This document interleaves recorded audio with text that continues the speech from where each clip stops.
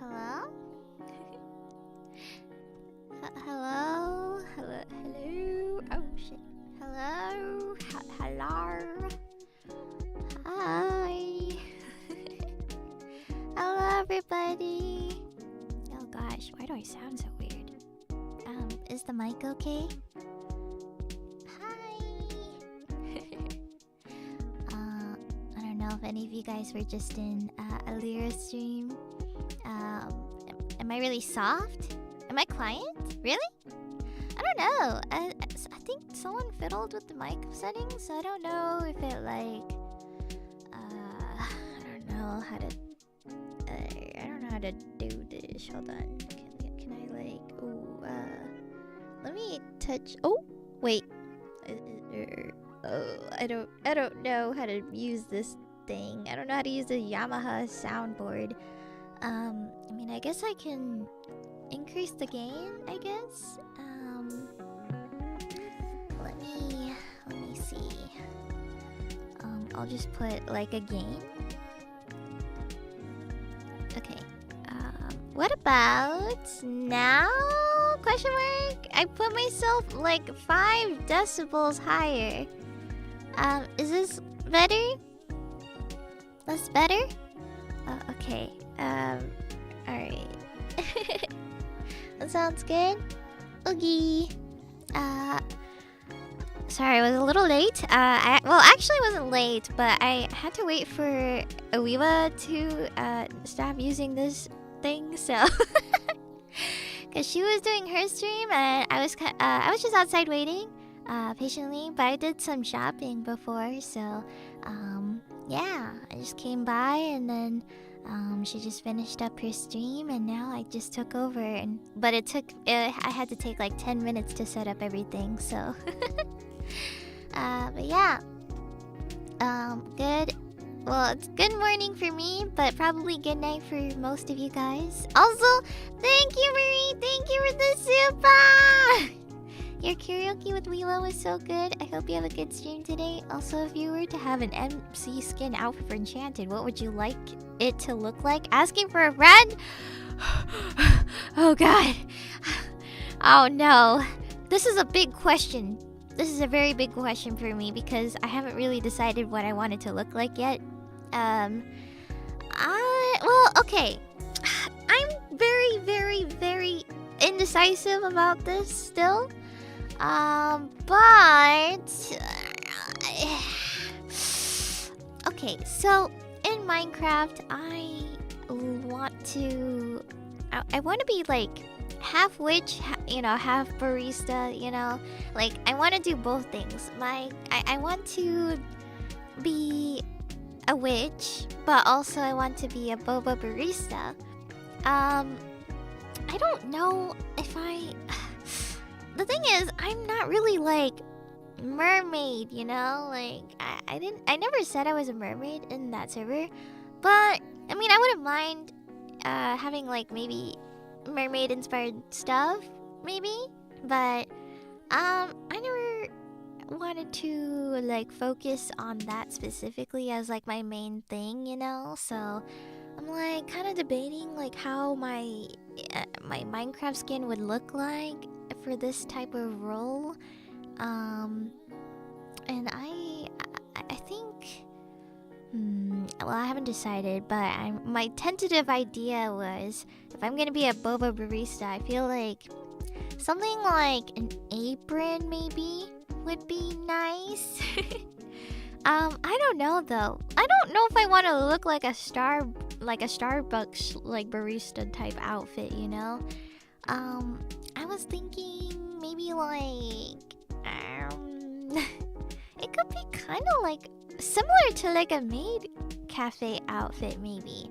It's like, maid outfit, apron-ish sort of stuff, I don't know. I haven't really thought about it, but actually maid outfit would be really cute because it makes it look like a cute barista instead, but not exactly a maid, I guess you could say that. So, yeah, that's my tentative plan. It's kind of like maid outfit, but you know, just like a cute version of a barista apron, you know. I don't know how to explain it. Like, it's just basically a maid outfit, but I don't want it to be like maid. I want it to be or it's just for the usage of boba barista. So what color? I don't know. I mean, I just like pastel colors, so I wouldn't mind if you did it like, I don't know, just like my colors, I guess is fine. Like if you want to do turquoise to match my hair, I have no problem with that. Or if you want to do light purple, like kind of like this bow, sort of, maybe a little lighter, but less saturated. I like pastel colors, so not super saturated. Yeah, I guess that's it. I'm not against pink either, too, so yeah. So whatever the case, but like I said, you don't have to, but I appreciate it. Thank you. Thank you. Oh, give me 1 second. I forgot. It's a different time zone here. I must take my medicine. I gotta take my medicine, but it's at a really oddly weird time for me, because normally I take this at night, but actually, since time zone changed, I want to keep consistency. I have to eat it in the afternoon instead, so I kind of need to remember this. 1 second. Uno momento.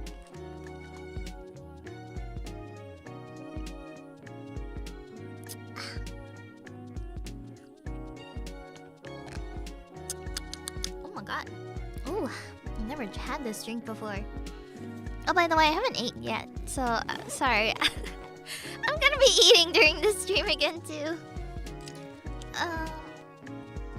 Uno momento. 1 second. I bought a bunch of stuff today, guys, by the way. Oh my god.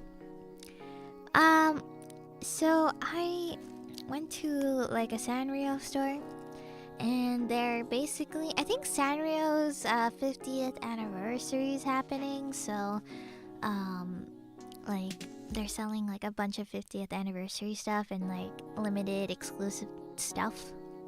And I went to go buy some stuff there. And there was this really cute character that I've never seen before. It was like cinnamon roll with Kogimyun. Kogimyun? I've never seen Kogimyun before. So they're like a duo together, and it's super cute. Any Kuromi? Yes. Actually, I got a free little tag. It's like a little, I don't know what these are called. It's probably called something in Japanese, but it has like 50th anniversary. It's like a little charm tag or whatever, and I chose the Kuromi one. So it's super cute. But I got like a bag, and there was this really cute plushie of Kogimyun. It's so cute, man. I couldn't resist. And I just kind of bought the whole set because it came with acrylics and everything, and I was like, ooh, it would look so nice if I just attached it to my bag and everything. So yeah, it's so cute. And then I bought clothes because I wanted a little bit more variety in my outfits. Because I mean, I try not to bring so much on a trip because I know I'll probably end up doing this anyway, but I just bought some clothes because yeah, I just want to be fashionable outside. Well, also I hate wearing the same thing over and over sometimes, or do laundry more frequently, so I just wanted to add a couple extra pants and shirts. So yeah, so that's what I did. I went shopping today, pretty much just got some stuff, and then I got some convenience food because I haven't ate yet, so I'm gonna open it up right now, actually. I wish I could show you guys. Also at the konbini, at 7-Eleven, I bought... they were selling blue archive cards. Like, I don't know if this is like... I don't know what this is, but it looks like cards. And I'm gonna open them right now. And I think this is official, like... This is... what is this? Bandai Namco cards? I don't know they sold these, but Do I still play BA? I occasionally log on sometimes because, I don't know. I have a lot actually done on that game, except for the story. I have not played much of the story, to be honest. But I have like a general idea of it, or like I know the beginning part very well. But I'm just there for the characters, honestly. Like every character release, I'm always in the know for it. So hold on, I'm opening the card right now. Wait. I'm freaking dead. No way. Wait, this is a wafer snack? It's not a card, guys. It's not a card pack. It's not a... It's... No way. I'm crying. Oh, that's so cute, though. It's a wafer snack, but it comes with the card inside of it. That's like a chocolate wafer. Oh! I got a card, though. Oh my god, that's so cute. Oh shit, I forgot her name. But I know what I have her, I just don't remember, because these are the ones I don't really use often. I have this really cute pink card of... She has pink hair and blue eyes, and she wears like the sakura, like, or she wears like, how do I explain it? It's like a school uniform, but also she has like, kind of like a kimono on a little bit.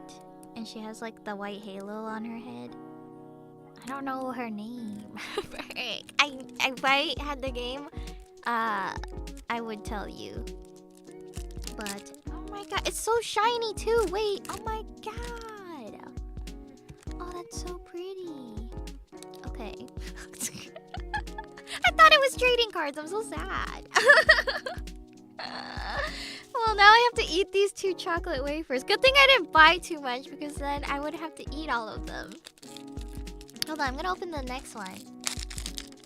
Hopefully it's not the same one. Oh! Oh my god! No way! I have Miu! Oh my god, wait, this is my desktop wallpaper. What? Oh, I'm gonna cry. I have Miu. It has my desktop wallpaper for my laptop is on this card. And then it just has her PNG, like half-bodied PNG on the other side. Oh my god, I'm so happy. Also, hi. Oh my god, Hazumi! Hazumi, oh my gosh. I have some more photos to send to you, Hazumi. I have so much more. Oh my god. Oh, I have some crazy stories to tell you guys. This all happened yesterday. Hold on. Me and Wiwa, I don't know if Wiwa has already spoken about this yet or not, but me and Wiwa, we both went to a museum, and it was awesome. It was so awesome, so crazy.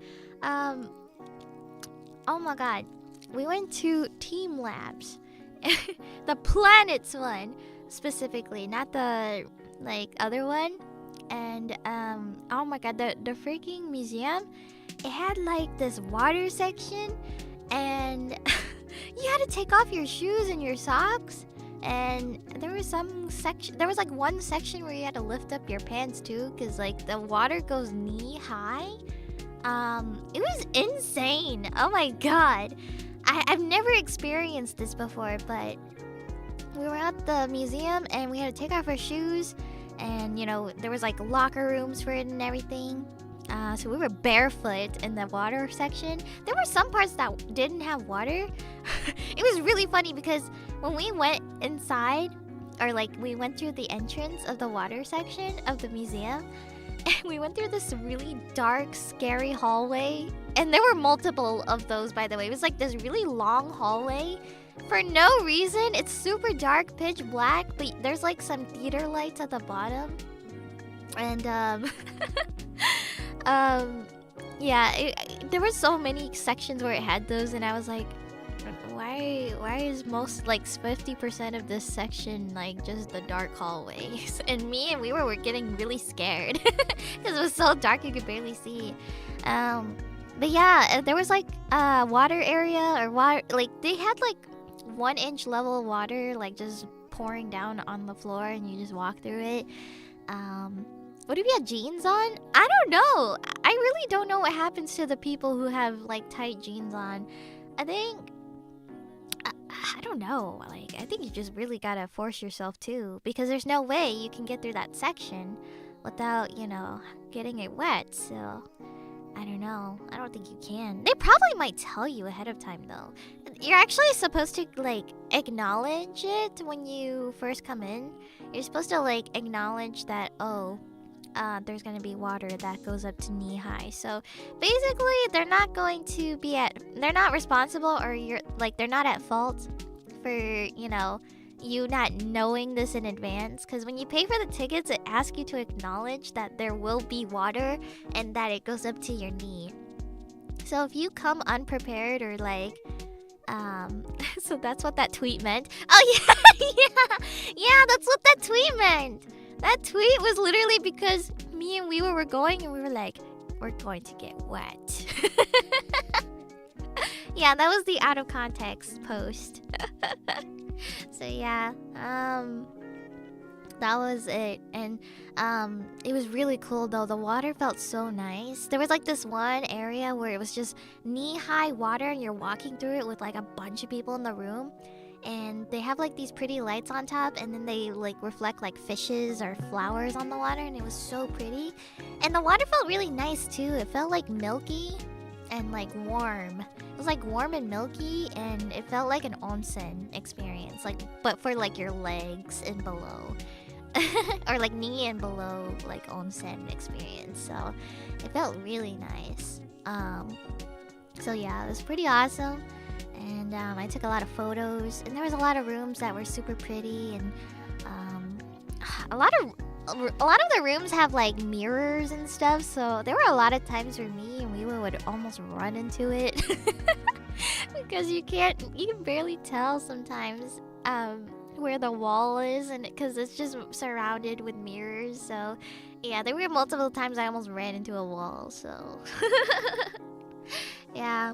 And some of it was very like, I don't know what the word is, but it's like when you have like, oh, like trypophobia or whatever it is. There was like a lot of rooms like that where it was just full of like colors, and you know, it's like so random and polka dotty and stripy. Like it's just a lot happening. So yeah, it's very trippy. Like there's this one room that me and we were laying in. I think it was like a full-on like, you're supposed to come in the room and you lay on the floor on your back, like just on the hard floor. There's a bunch. It's basically like looking at the stars experience, except they're like playing like this animated like flowery effect going, like just blowing and stuff. And they have you lay down. You could look up at the ceiling, and there's like flowers going across and stuff. But it was a little like I got a little motion sickness though, because it was like the whole room was basically moving, so it felt like it was kind of rotating a lot. So I got really motion sick, but it was really awesome though. I got a little dizzy, but yeah, it was awesome. And yeah, it did kind of feel like an acid trip. Like it, me and we were just like, man, I feel like I'm on drugs. So yeah, it was pretty cool. It was pretty awesome. And what else? There was like a forest section as well, and oh my god, there was this one part. I couldn't wear like my Crocs in there because apparently a lot of the things you can do in there is a lot of physical activity, and it's like really bumpy like flooring, or like a lot of steep or uneven surfaces. Yeah, and it wasn't suitable for like sandals or Crocs and stuff. Otherwise your shoes are just gonna fall off if you like bend and stuff. So they had like a shoe rental locker area, and I had to put on one of their shoes. So yeah, I wore those, and then we went to this like forest thing, and And apparently you could like catch animals on like an app and stuff, but I kind of think the app wasn't getting the animals, and it was kind of bad. So I just uninstalled the app, and I was like, I'm just gonna look. So yeah, it was kind of like a Pokemon Go experience, except it wasn't working properly for me and Elira, so. But it was fun. And then there was like this whole section, playground area, where you can like jump on random stuff or climb on things. There was like this one part that was really funny. It looked like parkour-ish, but it's not really. I don't know how to what to compare this to. You know, Dead or Alive?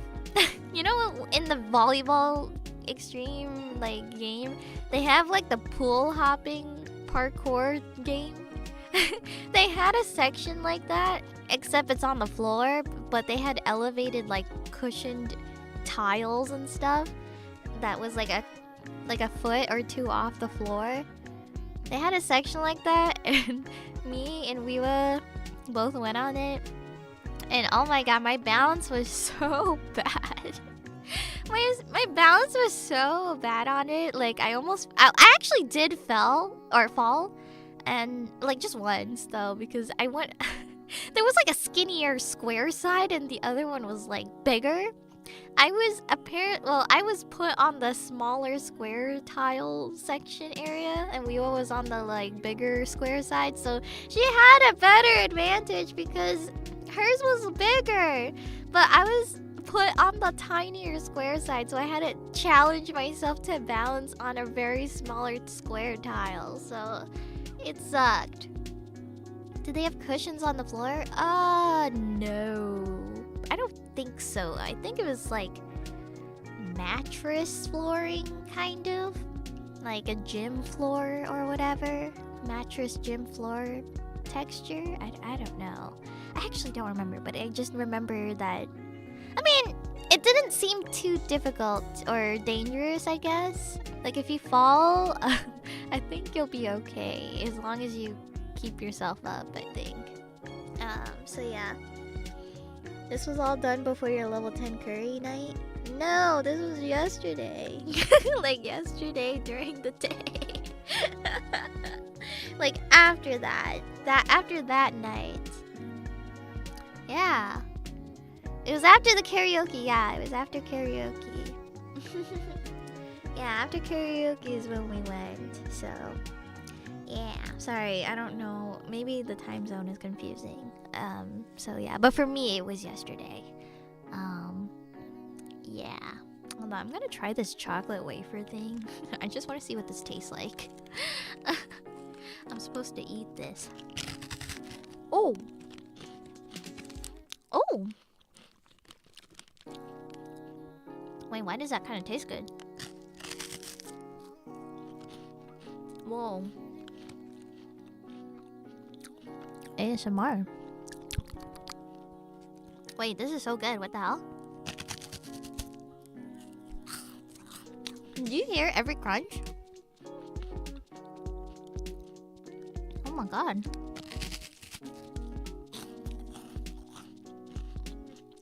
Oh my god. This is so good. This might be the best chocolate wafer I've ever had. What the hell?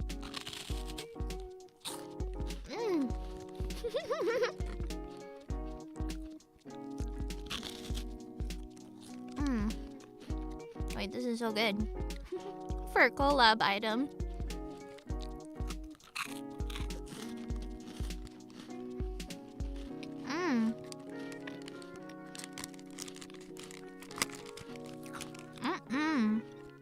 Oh my god.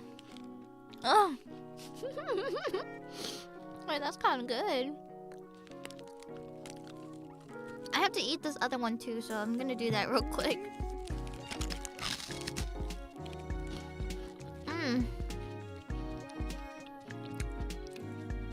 This wafer is like as big as like a credit card. Maybe a little wider, but yeah.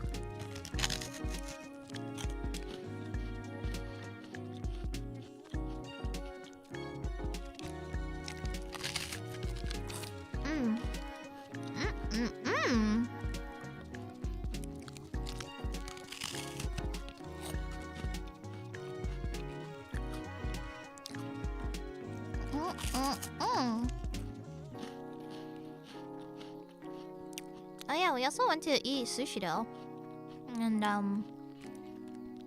they're doing like a high-Q collab. Never watched it.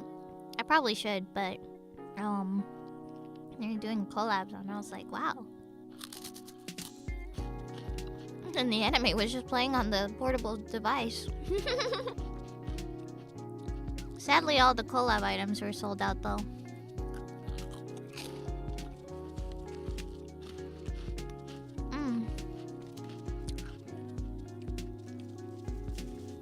Oh my god, that was so good. I don't know why I ate that before my actual food though. Okay, hold on. Let me get my chopsticks. I have a bento box, tuna mayo, and pudding. And I also have a yogurt drink and a peach drink. I don't know why I bought a lot. I'm having a really weird food craving right now. And I don't know. I'm just trying to make use of what I can here, man. The food is just too good. Alright, let's see what this... Well, I've had this bento already, actually. This is the exact one, actually. Ooh.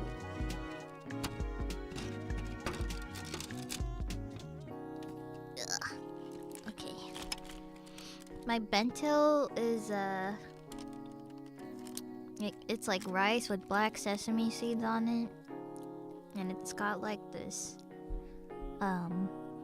I don't know what this is, actually. It's got like spaghetti in it. And like some yellow pickled radish, I think? I don't know. Shrimp tempura. This is like a croquette? Croquette? I don't know what they... I don't know what this is! And it comes with some... what the fuck is this? I don't know how to describe these. It's like a hamburger steak patty, or like, yeah, like a hamburger patty. And then there's like chicken, I think. And there's like a wiener, but it's like a different kind of wiener. It's like super bright orange, and it's like very fancily cut to look nice. Croquette? Oh yeah, that. I don't know how to pronounce it, sorry. Or I don't know how to describe it. I think that's what it is. I actually never heard of a croquette until Japan. So, yeah. So this is my breakfast. Or, I guess it's lunch now, but...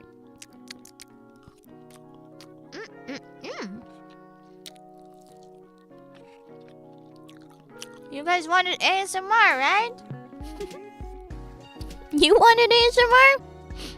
I'll give you ASMR. This is my one-time high-quality ASMR experience.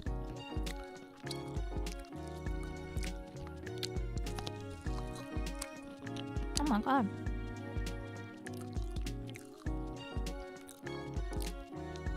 Oh, that's so good.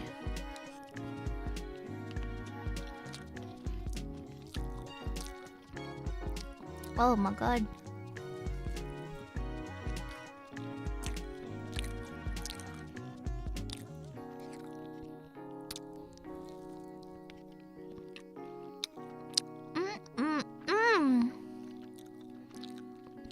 Oh my god, I haven't eaten anything all this morning, man. This is so good.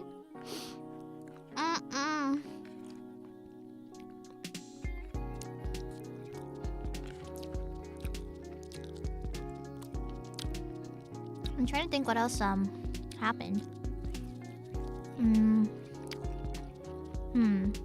Ooh, they have gongcha in Japan, and they have this really good strawberry like milk tea, like limited item or something. I don't know, but oh my god, it was so good. You have no freaking idea. I don't know if it's like a thing in America too, like if they have that exact one too, but it was so good. Oh my god, Probably the best strawberry milk tea I ever had.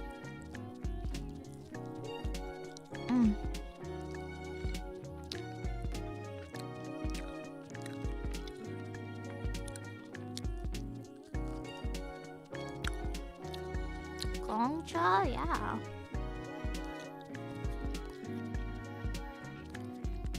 It's so good.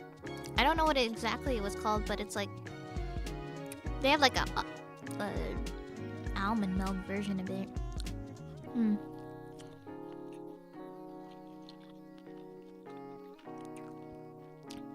It's in Japan too? Yeah.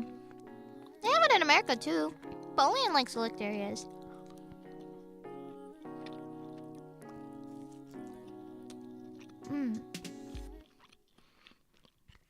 It's only in like certain areas. Like I know they have it in like Cali and New York.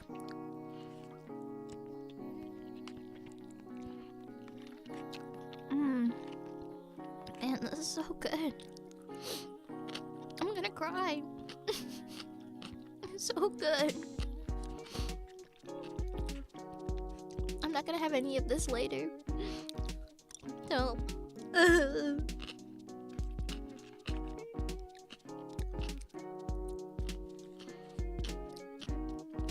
Almost 1 a.m. You're going to watch the VOD after I woke up for work. Hope you're having fun. Love yesterday karaoke. Thank you, Cute Dragon! Thank you! I hope you guys enjoyed it. I'm not gonna lie, guys. I really was shaking.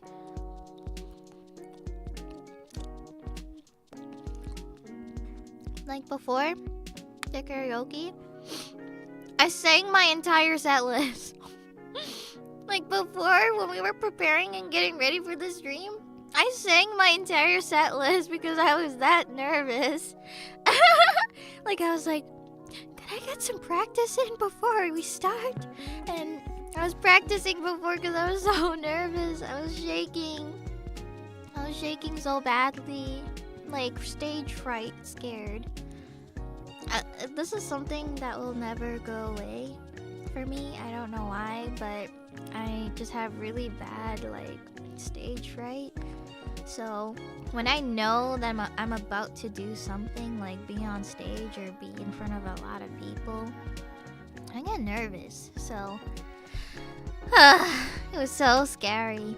And I sang my entire set list before and I was like, alright, if it's scuffed, it's scuffed. So yeah.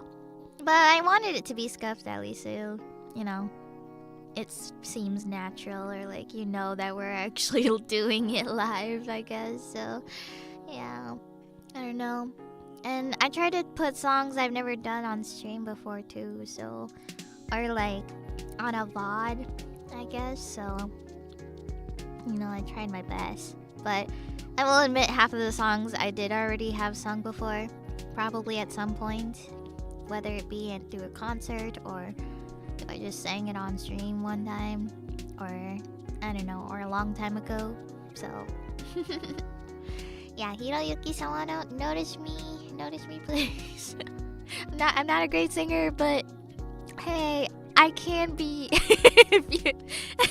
if you know you want to do a song collab, I can record just fine.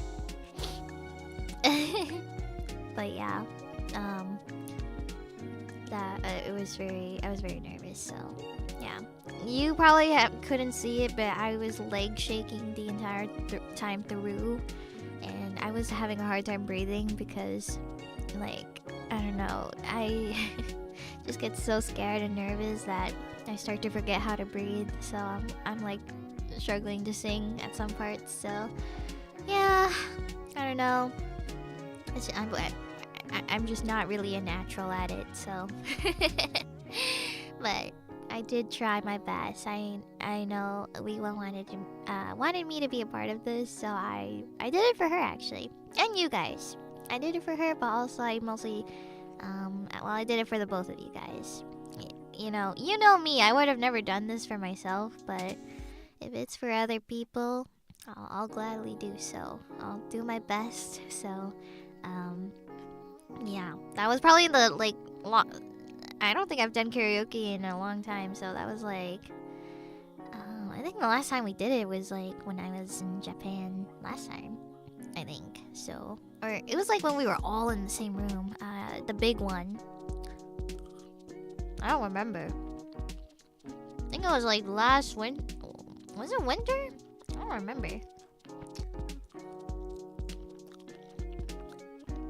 Yeah, it was like the big karaoke.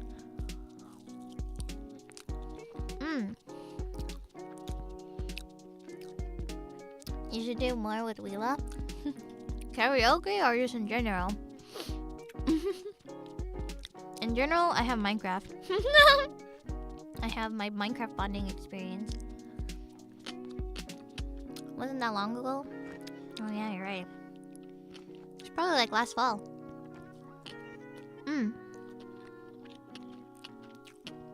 Karaoke and in general. I'll think about it. I'll think about the karaoke part.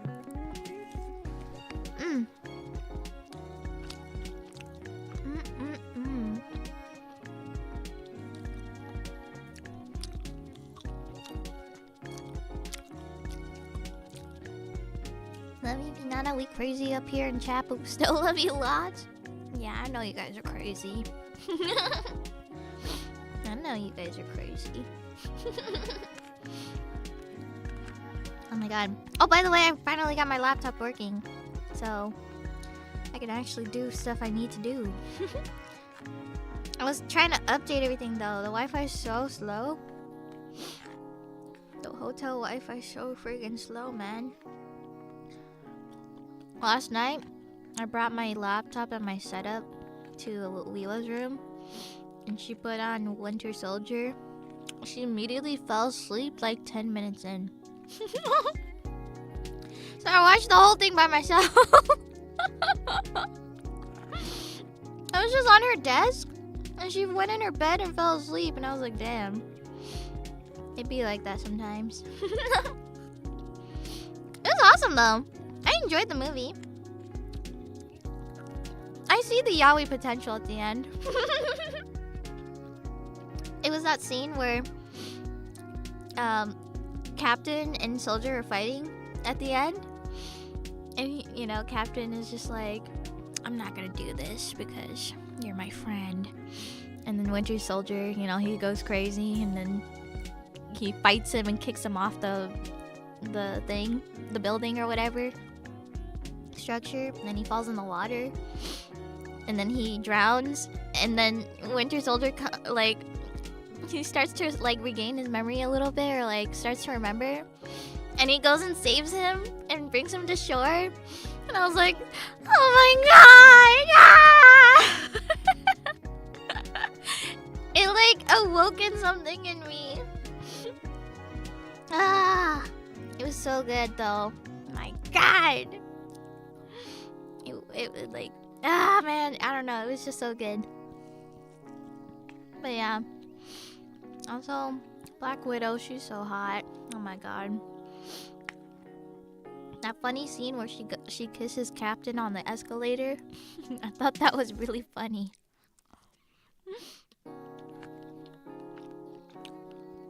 I forgot. Is Black Widow with anyone? Romantically? I don't remember. I forgot.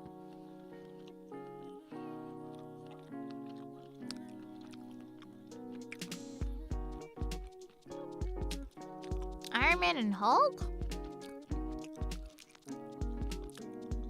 Oh! Oh, wait. I think I kind of remember this.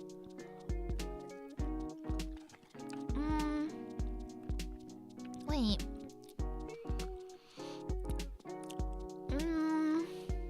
Apparently with the Hulk. I think Elira was complaining to me about that. I think she was complaining to me about that whole thing. I don't know why. I think it was just like forced relationship or something, or just like it felt forced. She was complaining on stream too. Yeah, it was like what, forced? What did she call it? Forced hetero or forced het relationship? I don't remember. She said something like that. Yeah, thought that was funny.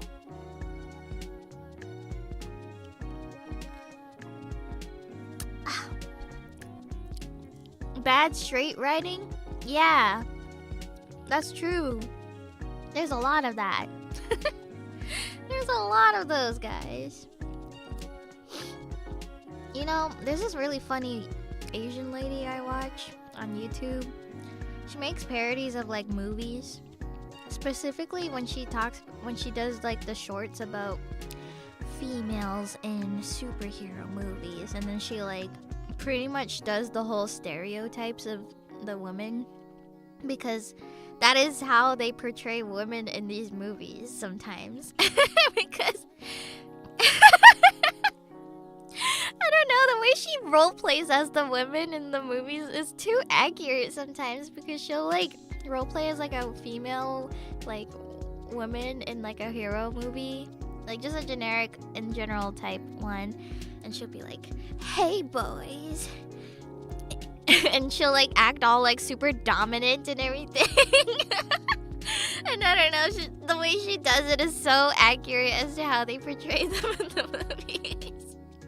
Or if she'll do like a parody of like traditional women, like in Asian films, and she'll be like, "Oh, thank you for saving me, and for that I must, however shall I repay you? There's only one way I could think of."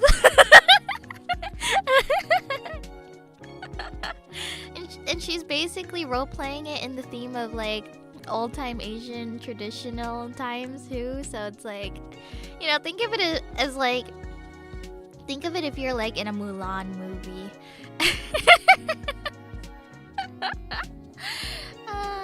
I don't know, I forgot her name, but she's really funny and I like her parodies because it's kind of true.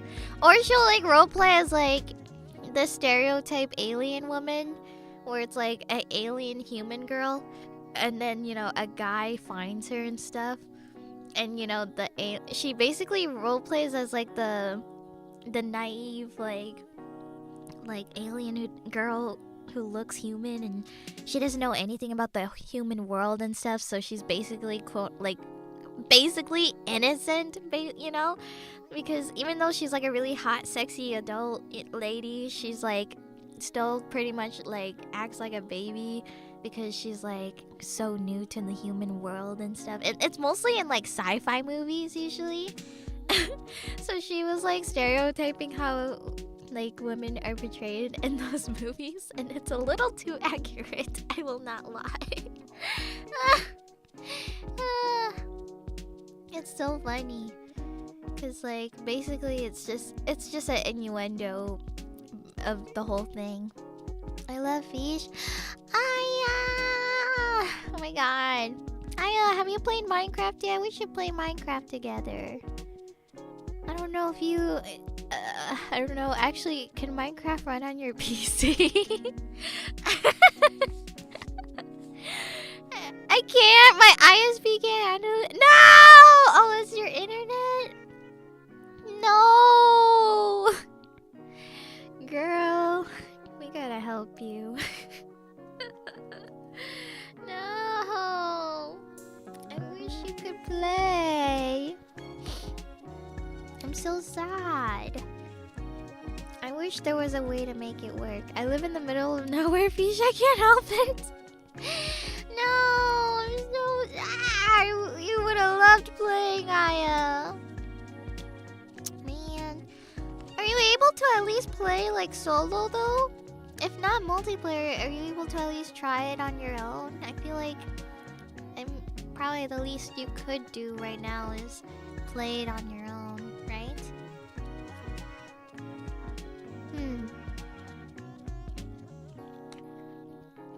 Sorry, I'm still eating.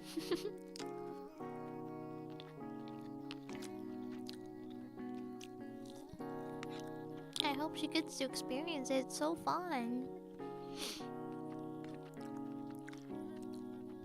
Like, I feel like this is literally up her alley.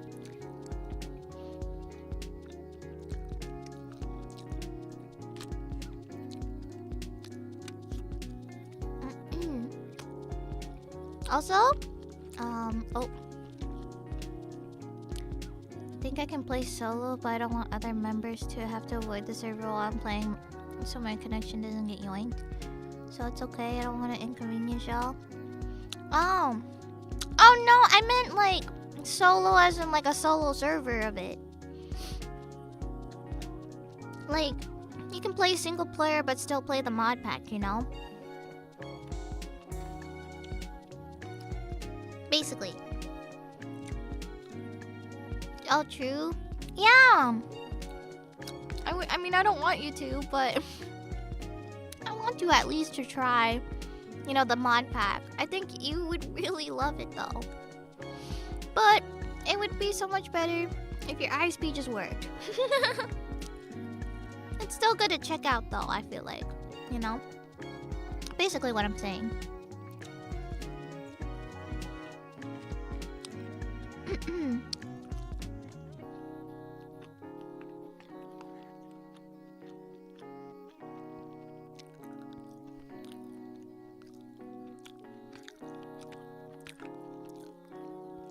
I forgot what I was gonna say.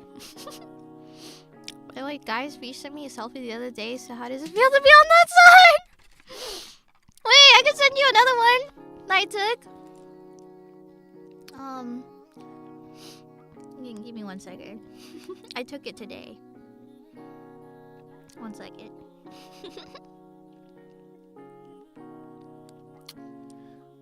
I have to log on Discord on my phone, but like through the web browser.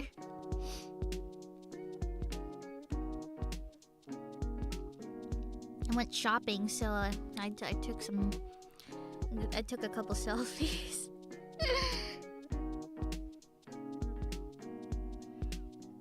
Let's see, Aya Amari. Oh, I sent her that photo. Oh, but I didn't send her this one.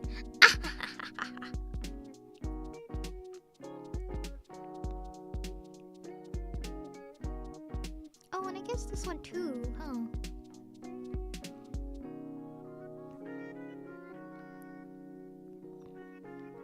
Okay, I'm sending you a couple more. Oh wait, I just went through my photos and I remembered what happened. Oh my god, we went to a poop museum. Forgot to talk about that. I went to a poop museum. It was like poop themed, but it was like cutieful poop. I don't know how to explain it. It was really interesting. I don't know how to explain it. It was like a museum about poop. And basically, like, you go in, and there was like this really awesome opening song that played, and it was awesome. And then once you enter, there's like these toilets lined up on the wall, and then you sit on the toilet, and you pretend you're shitting, and then like a poop comes out, and it's like different colored too. I got a green one, or like a lime green color. I was like, whoa. It's like they know. So yeah, I got a green colored poop, like pastel colored, and they give you a stick to put it on. So like it's just like a poop on a stick, and then you get to explore like the rest of the museum, and it's just like aesthetic photography stuff. And what is it? Like, you just get to take like aesthetic photos with it and stuff, and they have like arcade games and stuff, and there's like this weird speaker thing where you can yell unko into it, and there was just like a lot of weird activities. Oh, but the cutest part about the museum was probably the cats. They have like this poop cat area. It's basically like, it looks like a cat shelter, but they're all like poop, so it's just poop with a tail. But they were so cute. They were so cute. And they even had like a merch shop at the end of it, and it was pretty awesome. It was so awesome. And I mean, I didn't buy anything because I knew it was just impulse. But I already got like the free like poop on a stick merch thing, so it's like, I think that's good enough. But they had like a hat and stuff, and I was just like, I don't need it. But yeah, it's so cute. So yeah, it was pretty interesting. So I forgot to mention that. So Trying to think what else. What else did I do? We went to a lot of places. I had to make a stop at Biku Kameda. You know, it's like the biggest like electronics store in Japan, and they have like a cool song theme that goes with it too. Where it's like Biku Kameda. And I went there, and while we were going up the stairs or like the escalators, there was this. I was greeted by this section. It was like a whole section dedicated to Kamen Rider, and I was like, oh my gosh. It's like they knew I was coming. They were selling a bunch of like Kamen Rider merch, and they were selling like the most recent one too, Kamen Rider Gav, and they had like a bunch of figurines and like the actual belt for it too. I was like, wow. I kind of want to get it, but I know it's like I don't know if I would wear it, but like I don't know. I'm a little hazakashi about it. But I don't know. I kind of regret not getting something at least. I don't know.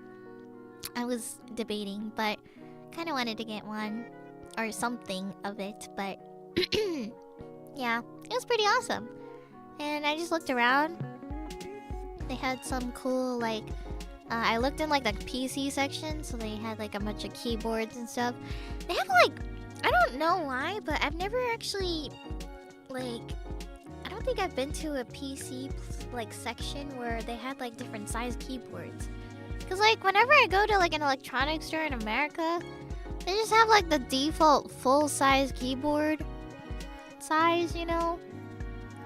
But in like in Japan, they have like the smaller keyboards, you know, like the I don't know, like they look like 60 or 65 or maybe 70. I don't know. But they have like those keyboard sizes too, so I was like, whoa, that's pretty cool. I don't ever see those like in America, so yeah. Thought it was pretty awesome. I'm so sorry, I have a lot of phlegm in my throat. My god, I think it's catching up to me. I'm almost done with my bento though. But that's not even all of it. I still have my onigiri and I still have my pudding. I don't know if what I should eat first. Or maybe I should eat the pudding first. It is supposed to be refrigerated too.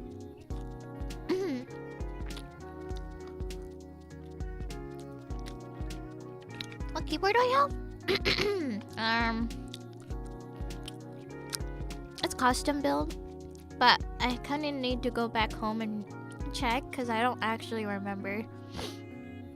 I don't remember because I have a few of them and I don't remember which one I currently have. I don't know.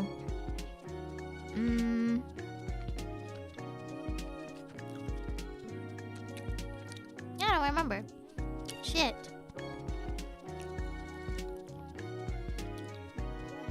I have like, I think I'm using Sakurios or actually I don't remember. I don't remember what switches I have. Shoot. It's been so long. I've actually been using that keyboard for a really long time, so kind of forgot. I used to change it all the time when I had more time and freedom to do stuff like that. It's been a while since I mentioned keyboards. I know. It was like my biggest hobby. I was like, it's a really expensive hobby, so I gave up. I gave up on the hobby because it just cost money. Like the whole hobby is just basically spending money to build it.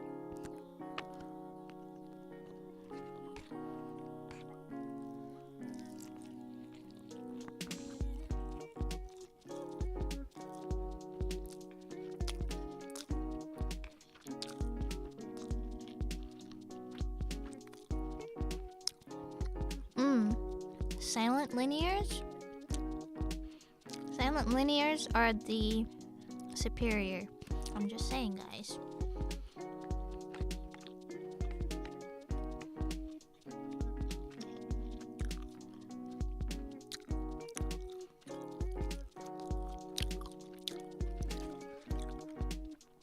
I'm almost done. Sorry.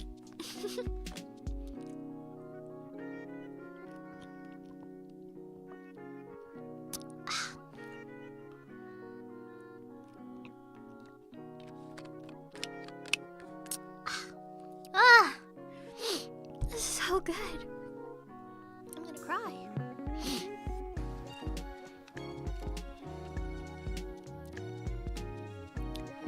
They're extremely quiet and doesn't disturb anyone, no matter how hard I type. Damn.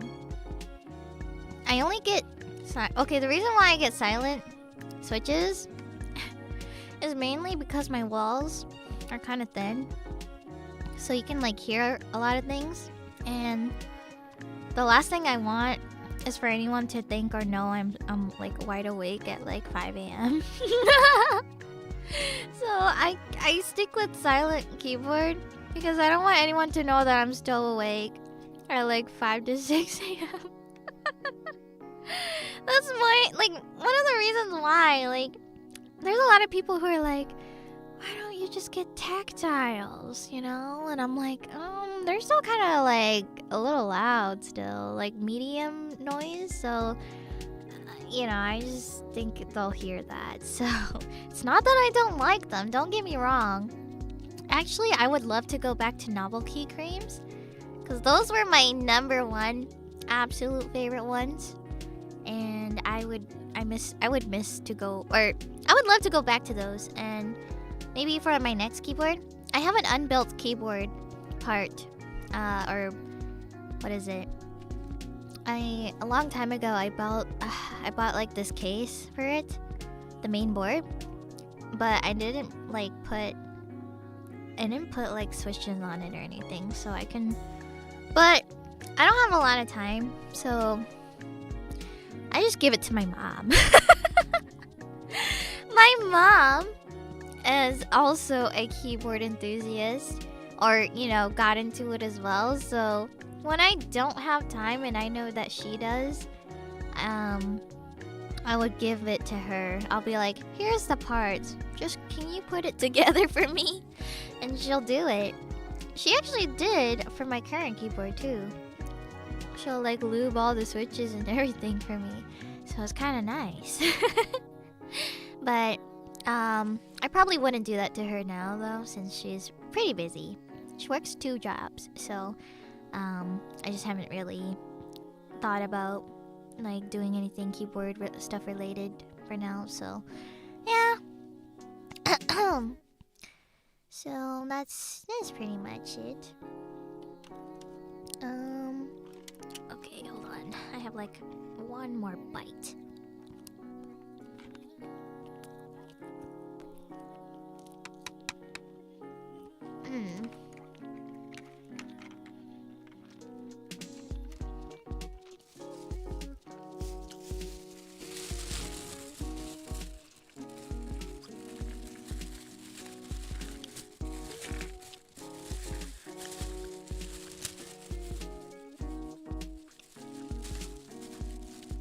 Hold on. I'm organizing my trash right now.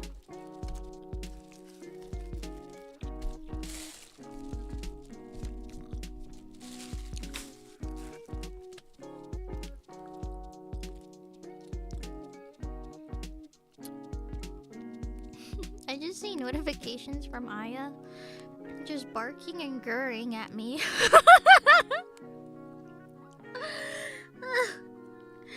Oh my god.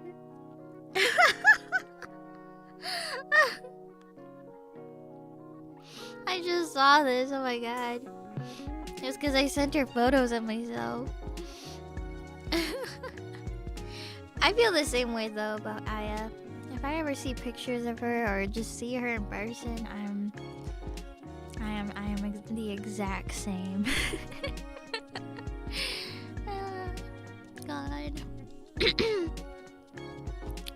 She's like that off stream too. Yeah. You know, meeting Aya in person, it is pretty much the same thing. Like nothing has changed. I truly think she is the same as she is in person, and I love that. Oh, she's so pretty. Ah! She's so pretty. My god. Why do we have so many cute girls? Speaking of girls, can we get some more girls? Can we get some more girls in EN too? I mean, by the beach cool and all, but like... by the beach cool and all, but like, can we get some girls too? All girl wave, you know? All... too much testosterone.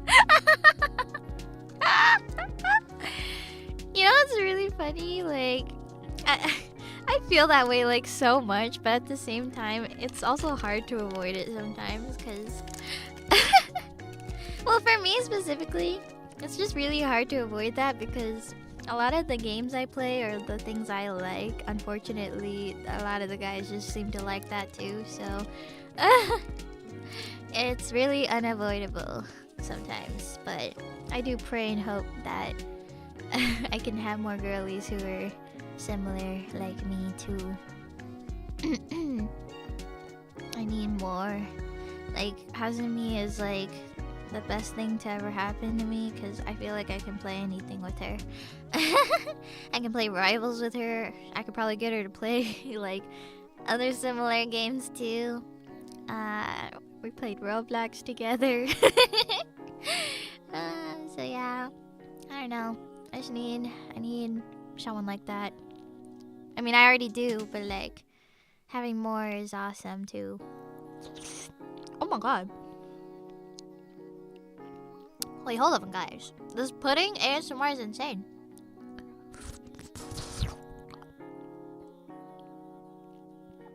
Does that sound sus?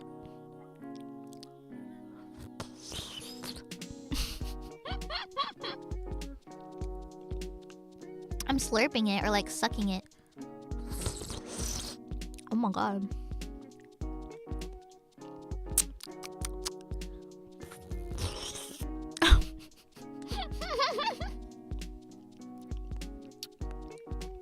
Not at all? Oh, okay, if you say so.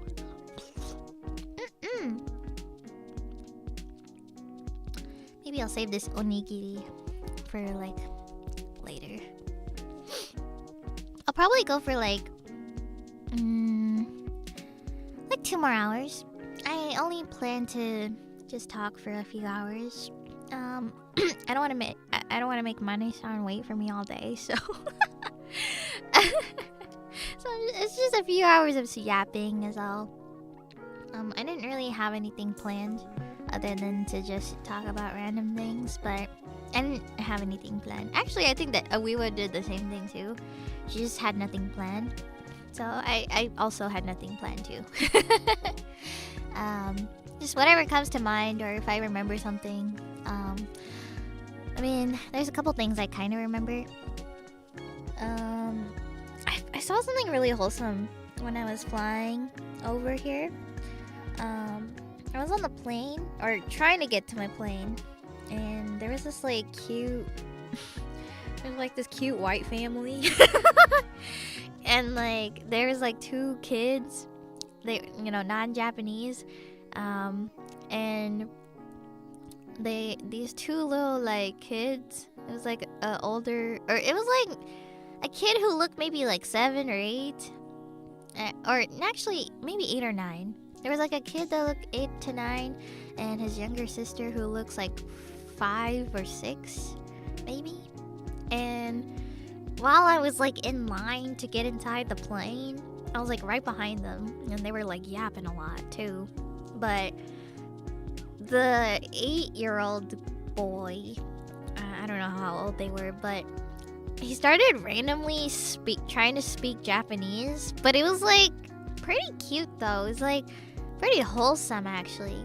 He wasn't like, or the pronunciation wasn't like great or anything, but it was still better than something. And when I heard him like trying to count in Japanese, I was like, oh my gosh. Wow.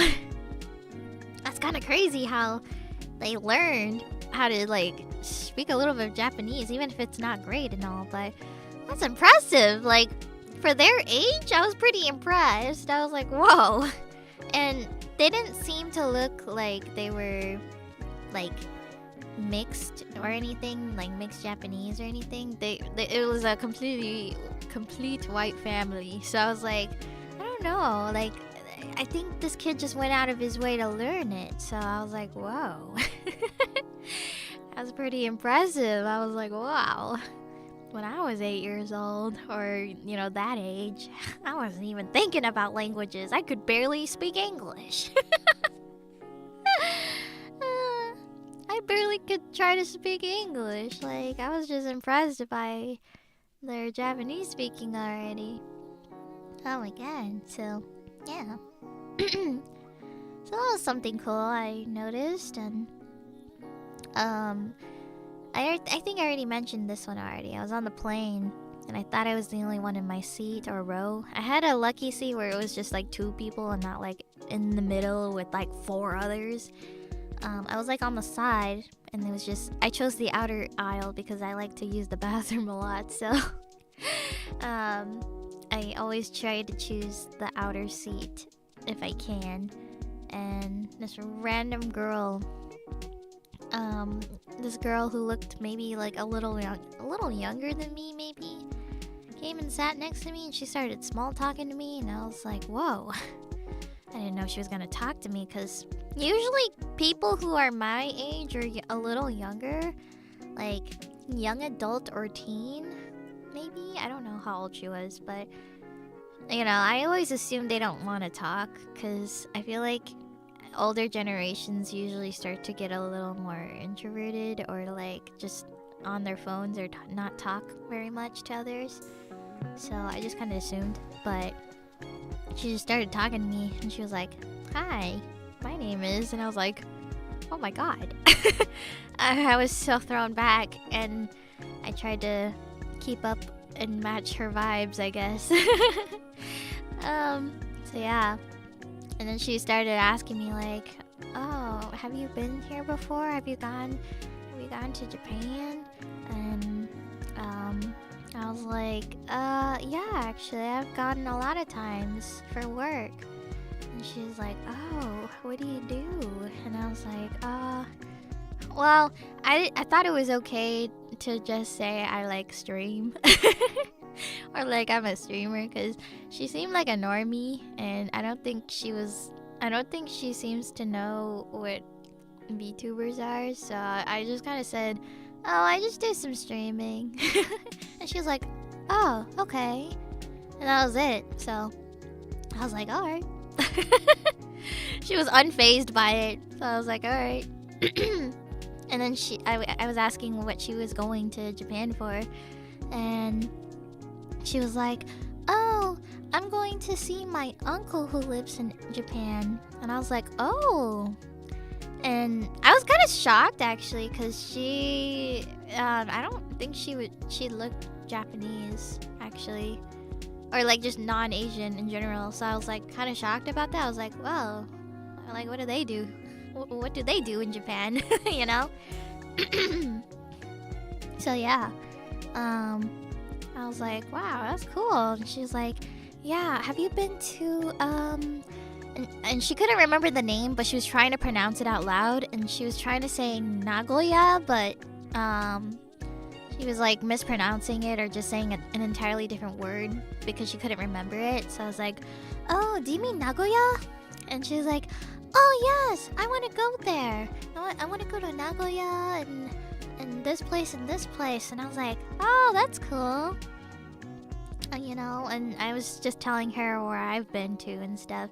So I've just been talking, just small talking and stuff. So I was like, wow, that's cool. So she's just here to visit her uncle who lives here. That's cool. And she said, yeah, it's my first time going to Japan too. And I was like, oh, wow. Well, I hope you have a great first time. So yeah, it was kind of awesome. It was nice talking to a girl who's never been before.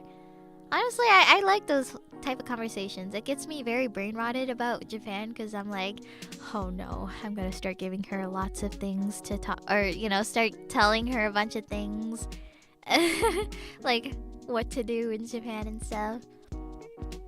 Actually, I've always wanted to do a stream about that. I've always wanted to do a stream where I talk about like Japan 101, like what do you do, or like, especially if you don't speak Japanese and you don't know what to do, where to start, or you've always wanted to fly to Japan but just don't know how to start, because it can be pretty overwhelming, especially if you have zero knowledge. I feel like me having a little bit of knowledge even still is a bit of a struggle sometimes.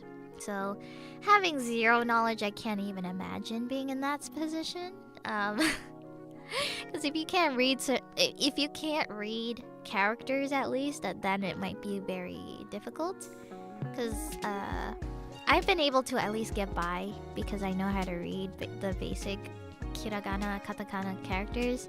Because a lot of things here in Japan are like pretty easy, or they have a lot of like signs and symbols and stuff, so it kind of helps. I can't read kanji very well, but I can sort of have a small idea or get by, especially with food menus. I feel like are pretty easy. Or I still can't figure out the train stations. Okay, so train stations. I also struggle with train stations too because I get lost all the time. But it's pretty easy if you just rely on your phone, actually. If you have a destination you want to go to, you can just filter it to this train station or whatever, the subway, and try to make it so that you don't have to go to too many connecting lines, so like maybe up to 2, and depending on how far it is, it's better to take the train that is not over an hour long. if it's like 40 minutes, that's like pretty average. But like if you're trying to go far away, you probably just want to take a Shinkansen instead, depending on what it is. Or taxi too, I guess. But if you want to use the train station, you can usually just look up the place you want to go to on the like Google Maps or Apple, and you can filter it, and it tells you exactly like what station to take, where to go and stuff. So usually it'll tell you which station to start with, or if you're already at a station, then you can at least start there and get somewhere maybe. You may have to go on like a connecting one though, so like you're probably not at the station you're supposed to be at, but you can still get to it by getting off somewhere else. So like you can so basically you just go to that station that it tells you to go to, and then you have to look for the signs. First you gotta find which line you gotta go to. They have different lines. They have like Hibiya or like Ginza, like just for example, they have like different lines that you can get on. So if it tells you a certain one, you should get on that line. So just follow the arrows that tell you where to go. So it'll even sometimes tell you how far it is, so just keep in mind. It might say like 40 meters or something. So just follow that, and then you have to know which platform that you're supposed to go on. And Google Maps does tell you that too. So if it's like platform 1 or platform 2, then you go to that side. There's like 2 sides usually. So you just go to whichever platform, then you get on it, and then stand or take a seat, and then you just have to get off whenever to your next destination. It should tell you where you need to get off. It even tells you like what stops you'll be making too, like 11 stops or something, and it tells you which ones there is but in between them. So it helps you to double check to know which one you're on, or like to make sure that the next one is aligned with your map. So it kind of helps you double check to make sure you're on the right one. And yeah, And most of the train stations in Japan, they do say it out loud in English too. Like they'll say it in Japanese and they'll also say the English. Like, this is the Ginza line. Or like, you know, in Japanese and they'll say it in English or something. So it's pretty nice. They have like a tracker too on this like upper screen too. It'll tell you like your next stop is blah blah blah. And it'll show like maybe the next preview of the like next 10 stops or whatever. So you can check to see how many more you need to wait. So, and then you get off. And then depending on like if you need to take a connecting line or like go to another one, you may have to exit and try to get onto another platform. So you might have to repeat that entire process again one more time and then getting onto your next one. So you just keep repeating that until you get on your proper one, and then finally when you're at your like the last station you should be at, you just have to find the exit. And I'll be honest guys, I think finding the exit is probably the most complicated part, especially if you're on like a major station. Like for example, I think Akihabara is probably one of like the crazier ones, the crazier bigger ones. And well, not as bad as Tokyo Station. I think Tokyo Station is the worst, but you know, Akiba Station is pretty big. So, you know, finding the exit for those ones can be kind of crazy sometimes. But Google Maps does tell you which exit to usually take. Like, it'll say, oh, find exit 1, or exit A3, or find the exit to this blah blah blah gate. So, it'll say stuff like that to help you. And all you have to do is just look for signs, and most of the signs in the train stations are in English, so it's very helpful. You don't really need to know Japanese to use it. You can honestly do all of this without any Japanese knowledge. And also getting an IC card is probably the easiest thing too. I would avoid personal preference, I would avoid trying to pay out of pocket for your tickets, because that's kind of annoying, and especially during rush hour too. You probably don't want to be waiting in a long line at the tickets, so you should get a card. It's just like a subway card for you to use, so you can just recharge it with your card, or you can use cash at like ATMs and stuff. Card is just so much easier. Or if you're like me and you know are lazy, when I first started out, I didn't have those cards, the IC cards, so I used the Suica phone app. You can just recharge it using Apple Pay or whatever, Google Pay. So I used my phone for a while, but I stopped using it on my phone because I kept running into my lock screen. Like, I don't know. I think it's because my phone case has like credit cards in the back, so it starts to detect the other ones. So I just stopped using my phone because it was annoying and it kept stopping me from going into the ticket booths or whatever, the ticket gates. So I actually just got my own IC card. And I've been using that since then and just been recharging it at ATMs. And it's super convenient, so it's really nice, and I really highly recommend it. It's just so much easier. I will say the most nerve-wracking thing though is if you're not using the train. I think using taxi can be a little bit nerve-wracking sometimes, especially if you're just trying to get on one and not take an Uber. I sometimes Uber, but there are times where I'm too lazy to call an Uber and I just try to get on one. And I will admit those are probably the most nerve-wracking situations, because you don't know if your taxi driver most cases your taxi driver probably doesn't know English, so you know you have to kind of have to try your best. But I've been trying to brush up on my Japanese and trying to learn the basics at least, because sometimes they start talking to me in Japanese and I'm like, oh my god, okay, I gotta remember some common phrases and terms. so I can answer them. Even if I don't know their whole sentence structurally or grammatically, keywords help me like answer them. So if I hear one keyword, I will probably understand what they're talking about. So yeah, I think honestly taking taxi is probably the most nervous or nerve-wracking thing for me, but I'm just not super confident in my speaking skills. Like I kind of know like a little bit, like, you know, like I get in and I'm like, konnichiwa, and then, you know, I say like, okay, I also taught myself how to read Japanese addresses too. Because when you try to say an address in Japanese, it's like completely different than saying a Western like American address. So you kind of need to like know like the certain order to start with, because they'll probably ask you for the address.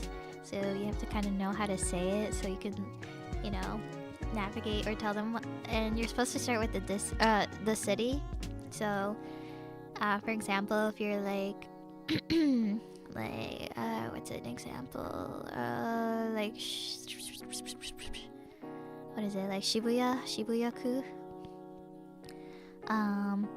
So you say like the city, and then you have to say like the district of it. So I don't know, actually I don't know any districts or like from the top of my head, or like oh man, okay, sorry, this is not within Shibuya, but like I think if you say like no wait, actually they start with postal code. Well, actually for taxi you don't really need to give postal code. You just need the like the major city and then like the sub area for it, and then you say the number. The numbers, like if it's like, I don't know, just say like 1, 2, 3 as an example. Like ichome ni no san. And then that's it. Like, I don't know. Oh, you mean for like taxi? Yeah, for taxi you just need to give them the like the main thing. You don't have to say Tokyo part or whatever, like the major ones, because those ones obviously they know you're not trying to like go to a whole different area, like you know. You know, if you're like already in Tokyo, you don't need to say Tokyo again, so you can just leave that part out. Unless you're trying to go somewhere far away, then that's kind of weird. But make sure to mention in Japan too. No, that would be so funny. Yeah, no, you don't have to. You just say the major city and then the sub area. Then you can say like the numbers, and it's usually like 3 numbers. So if it's like the first one is like a 1, it's usually like ichome or nichome or sanchome. And then you say the number no, and the number, and then you can say this, or if you have like a specific area or building, or you can mention those things too, but I think it depends on what the location is and stuff. So yeah. And then obviously you end the sentence with made onegai shimasu. So yeah. So that's just pretty much all you really need to know. I will say there's another thing you should probably know how to use taxi as well in Japan. I think most importantly, I think learning the word, the common word kosaku. Kosaku is very important because they have like highways, like highway tolls, like toll fees. So like if you want the faster route, in Japan they have like fees to use the, like, you know, to pay the toll for highways and stuff. So the taxi driver might ask you like, are you okay with paying extra for the toll fee? Because you pay it yourself. The taxi driver doesn't. It's not like it's not excluded or like an exception. You have to pay extra yourself. They'll just like add the fee to your taxi fee. So, you know, you can say yes or no to that if you'd like. Personally, me, I always just say yes. I've never said no to it before because I genuinely think I like to get to the location as quick as possible ASAP. So I'm like, just do it, yeah. I'm just like, yeah, kosaku daijoubu desu. So yeah, I just say that. Like, I think that's pretty much it. If you don't want to pay extra for that, actually, I don't even know how you would say no to that politely, but you can probably just say like, I don't know.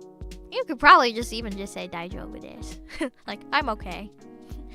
Or, well, actually no, I think it's better if you say something before that, but I don't know what it is from the top of my head. Because they might think, oh, it's okay. So, I don't know. But yeah. Or, yeah. I don't know. I've never said no to it, so I actually don't know. But, what else? Yeah, I think that's it. Like, I think taxi is just the most harder part of it, I think, for transportation and stuff. So, yeah. But I'm trying to learn still. I'm still trying to brush up on my Japanese. And the worst part is I get mistaken a lot for Japanese. So, you know, they assume I'm Japanese, and I'm like, oh no. Oh no. Oh no, no, I'm not Japanese, please, Nihongo, wakaranai. So yeah, I think especially since I like to wear like Japanese like fashion style stuff, I try to match the vibes here, so I'm like, I blend in with the crowd. And I think a lot of people just assume I'm Japanese, but I'm not, please. So yeah.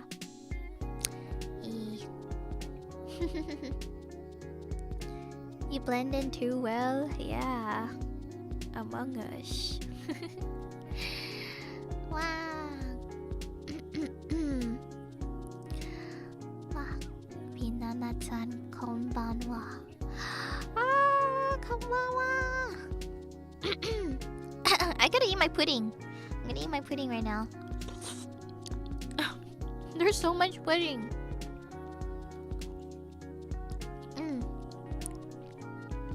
I think parfaits and pudding are my favorite dessert in Japan. They're just so yummy.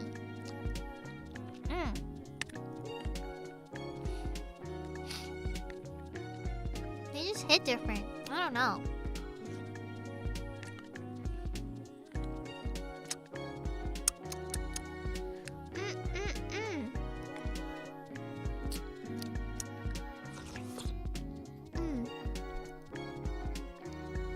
Was there anything I missed in Minecraft, by the way? I feel like there's been so many things happening each day that I keep forgetting.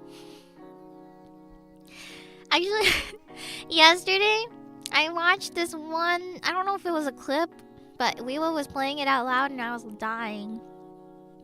I think it was a clip, or I don't know if it was a stream, but it was Wilson. And I think Wilson was talking to Sunny, and I think Sunny was talking about like how he used to be like a competitive swimmer or something. And because they were like swimming and stuff, like the mermaid stuff and everything. And then Wilson was like, huh, I didn't know you swam competitively or whatever sports. And Sunny was like, I don't know if he was like gaslighting Wilson or whatever, but he was like, Yeah, I told you multiple times actually that I competitive swim. I did mention that to you, and Wilson was like, "What? No, you haven't. This is the first time I'm hearing this." And then Sunny was just like, this is the part that made me laugh. I think Sunny was like, you know, actually, I don't think I did say that, actually. Like, it was like gaslighting. And I was like, what the heck? No freaking way. No way Sunny just gaslit Wilson right there into thinking that he heard him talk about being a competitive swimmer. Or something. I don't remember, but it was just really funny. Like, there was just something that felt like it was like a little evil in him. I don't know, it was just really funny. So yeah. And I also watched what was it? I think there was another clip I saw. What was it? Man. Well, I think, oh yeah. I saw a clip of Wilson trying to talk to Luca, and Luca looked like he was AFK or something. Or like just not moving at all. And he was like, Luca. Hey Luca, or whatever. And Luca was like silent at first, but then he like screamed at Wilson or shouted, and it like jump scared him really badly. I've been finding all of these clips on Twitter lately.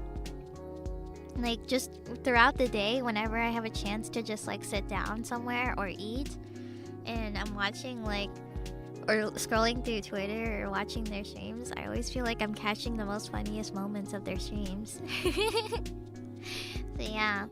I didn't watch them in the bathroom this time. I watched it when I was eating, like dinner. So yeah.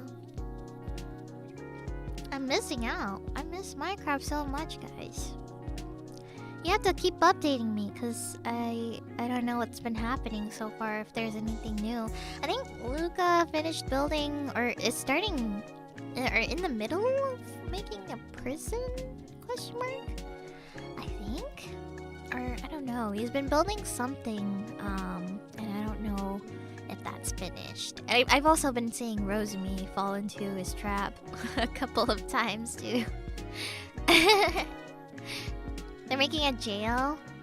Yeah. I mean, I thought that whole thing was just for Doppio, because the only one they would probably lock up is Doppio. I don't know. But maybe. A prison? Who would they lock up though? Or why would we? I actually am wondering, like, why do we have one in the first place, you know? Like, what's the point of it, you know? Unless there is gonna be someone we're going to lock up, you know?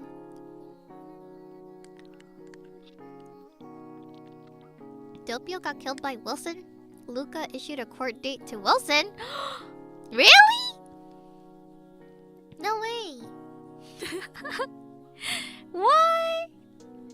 Wait, so there's gonna be like a live trial for this, or like, are they streaming this, or is there like an actual like event?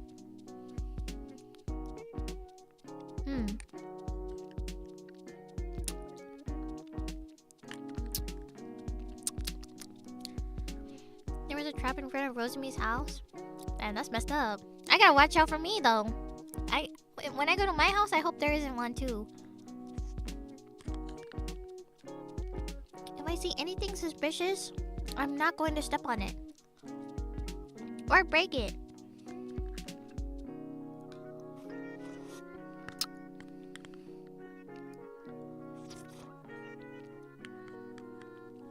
Wait, what did it look like though? In front of Rosemi's house? Was it like how did she fall for it? What did he do? What does it look like outside?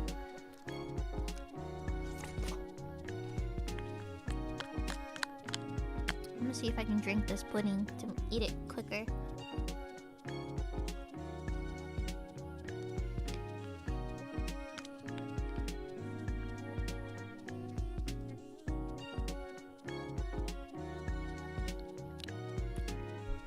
was grass.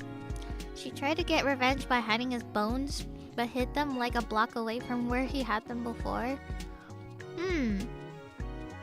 Oh. I see.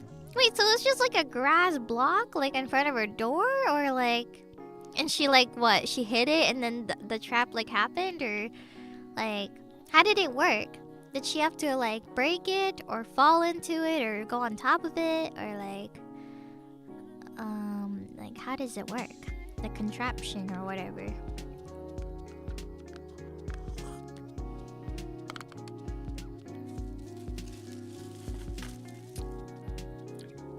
She walked on it and made her fall. Oh. Have you ever seen the cherry blossoms in Japan? I don't think so. It's raining a lot actually, so I'm not sure. It's raining a lot. So I'm not sure if I'm able to. Lots and lots of ame. So I'm not sure. It's just, I don't know if it's the perfect weather. The weather's been pretty bad. Also, there was like a little bit of snow too, I think. I don't know. Or at least I've heard, so. Yeah. It's a very rainy area.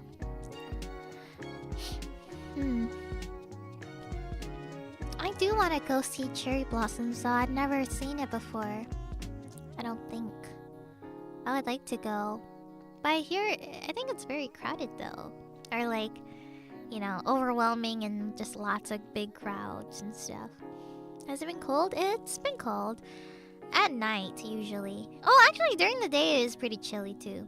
I mean, during the day, if it's not raining, it's pretty good.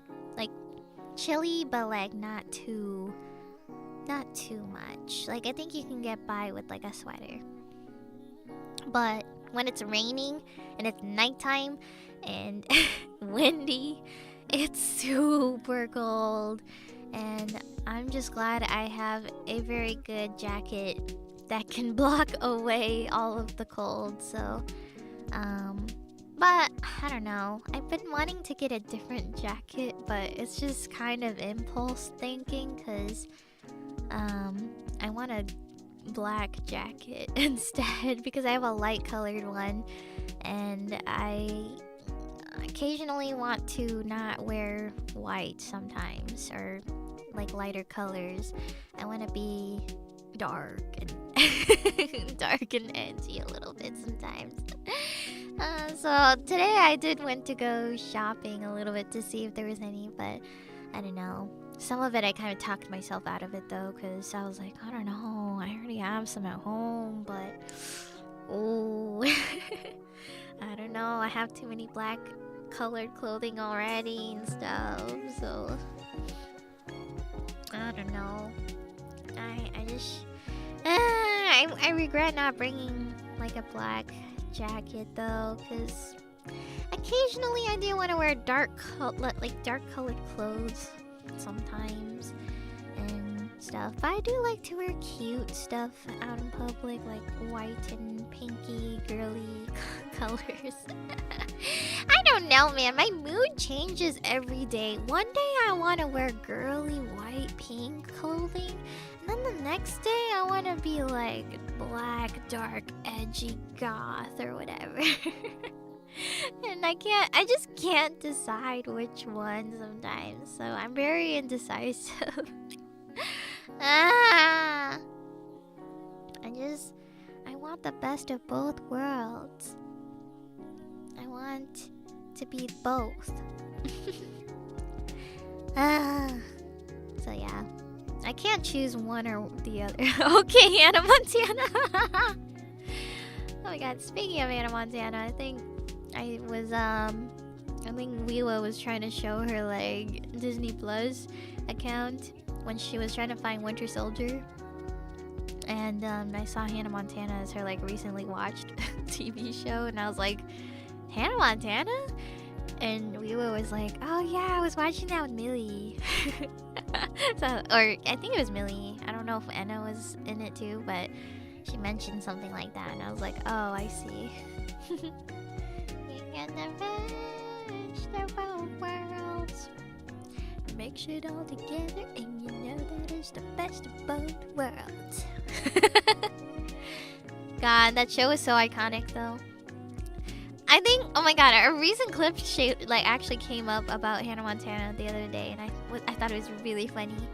It's basically when Hannah Montana reveals her like true identity to some guy who just looks like a complete Chad, but he's like about to find out, or you know, is trying to find out. I don't remember the context of the episode, but I just remember she was forced to show herself as Miley, and she like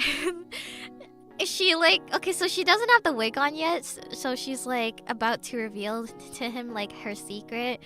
And it's really funny because she tries to put on the wig, and I think that part makes me laugh the most because she's like attempting to put the wig on, and then the camera cuts to her having the full wig on. And I just think that part specifically makes me laugh really hard. I don't know, that show is just so funny and unserious. So yeah, you have to look it up, it's really funny. So yeah, that clip showed up on my Twitter timeline. So yeah, I thought it was really funny. Twitter is really scary sometimes because I feel like everything I've said out loud so far, I feel like I keep seeing things on Twitter show up randomly, and it's really scary. Because like I swear I wasn't talking about like what was it that randomly showed up? Like maybe it was the Hannah Montana thing. I don't remember if it was before or after, but I swear like saying Hannah Montana out loud and then suddenly Hannah Montana clips showing up on my Twitter is actually scary. Like I think Twitter is actually genuinely listening to you. It's super scary. So, I don't know. I think they're listening. I think that genuinely, I think it is listening to your voice, because everything I've said out loud, I feel like I've seen show up on my Twitter timeline, because I don't go out of my way to look for these things, you know? I don't go out of my way to look at Hannah Montana stuff. Like, that thing just randomly showed up as I was talking about it, so. Oh shit, I forgot to plug in my thing. Oh shit. Give me 1 second, guys. Uh-oh. Wait, what? Hold on. Uh-oh. Wait, guys, hold on. I'm scared. Okay, it's charging. Oh. Okay. Okay. My phone wasn't plugged in. And I was like, oh shit. It was dying. The battery life was dying, and I was like, oh no. Can't let that happen.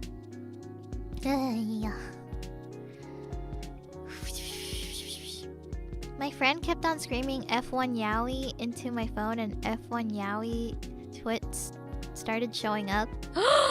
Really? Wait, F1 Yowie? Wait, what is the is that an abbreviation for something? It's not like Formula 1, right? That's the only thing I know. F1 Yowie? Or is it actually Formula 1? Really? Who are we talking about? Who? Formula 1 Yowie who? I need to know.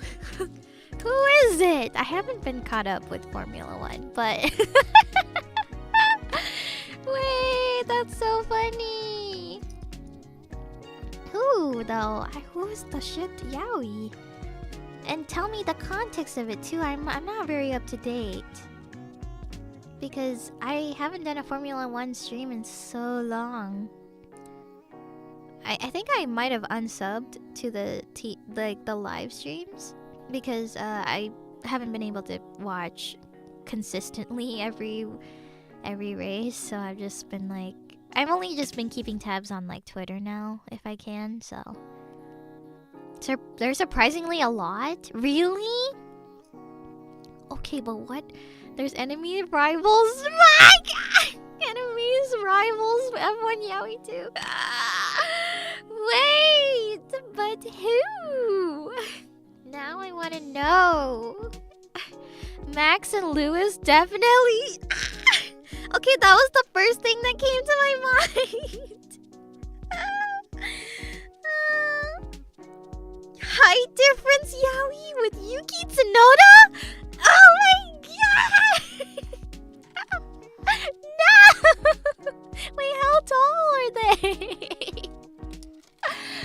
What? Lando, Norris, and Carlos? Okay, context though. Give me context for these. Like, the height diff is crazy.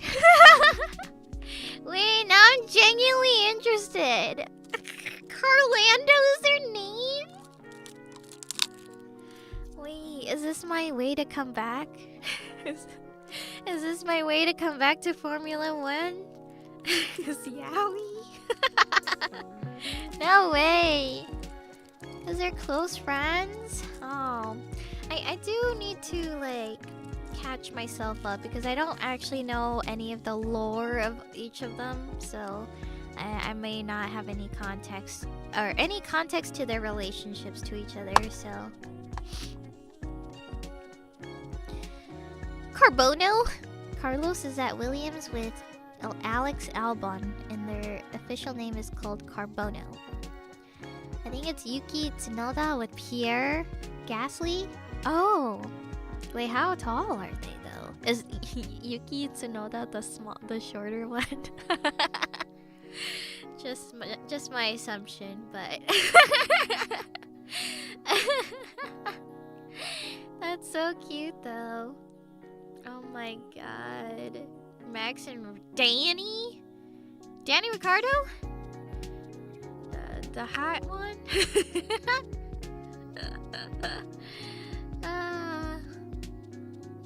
My friend got Formula 1 photo cards and decorated the top loaders K-pop style. Oh my God! No freaking way! Are you serious? Oh my Lord! I gotta start doing that. You know, I've never actually gotten into like merch Oshi stuff. Like, I've never like decorated something before for someone I really look up to or really love. I probably should, but I just feel like I'm very indecisive of who I want it to be is the problem. I'm unloyal. I can't choose one. I gotta have them all. Like, there's not one absolute Oshi I can have. Actually, well, there might be one, maybe. I don't know. Actually, well, maybe a couple. Potentially. Maybe.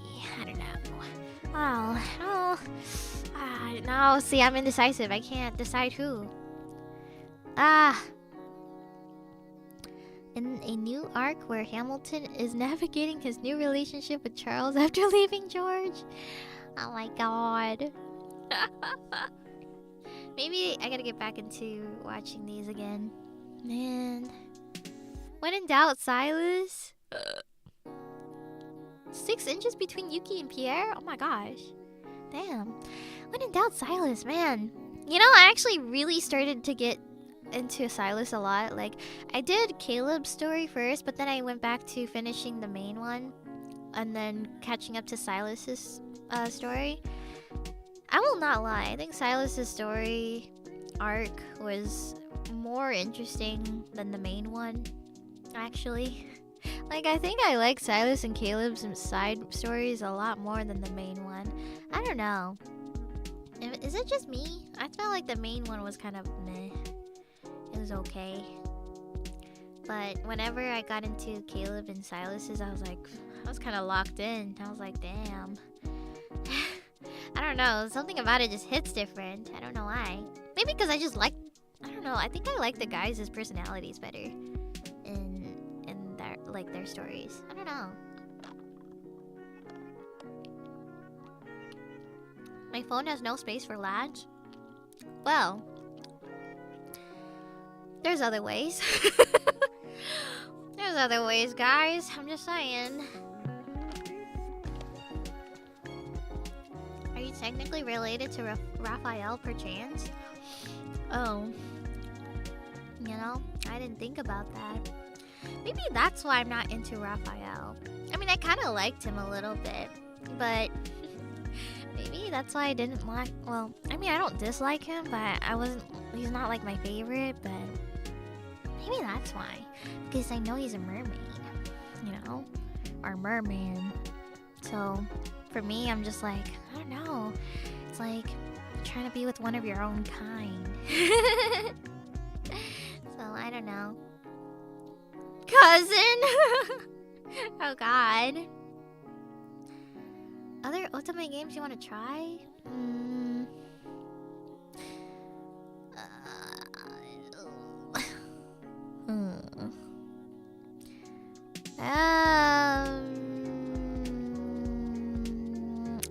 I did play a little bit of Mystic Messenger, I think. I used to actually play ultimate games, but it was like, what company is it called? Because I played them through my phone app, and there was like a couple I played, but I just don't remember the name of it. Let me look this up, because I did play some. Let me look. I don't know if... Let's see. I have to find it. It was like... Oh! Okay, wait. There was, a couple I played. What was it? Oh, man. What was it called?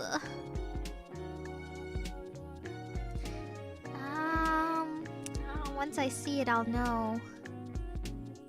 I don't think it was very popular. Or maybe it was, like, back in the days. Like, before these infamous ones came out. Hold up. Ah, man.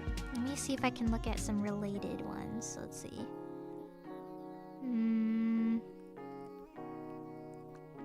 Oh, no. There's a bunch of new ones that are out, so I'm just not sure if I'll be able to find the one I played. Damn it.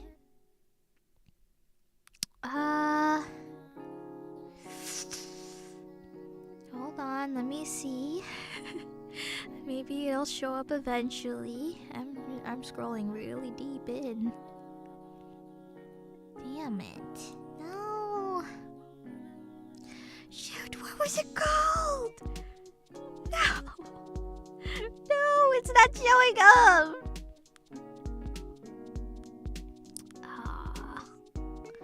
Damn it. I don't know if I can find it. The horse one? The horse guy Otome? Wait, hold up.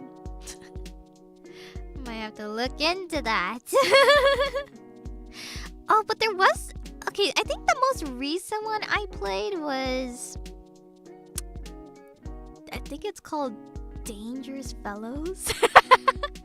It was about zombie apocalypse. I played that one a long time ago, like years ago.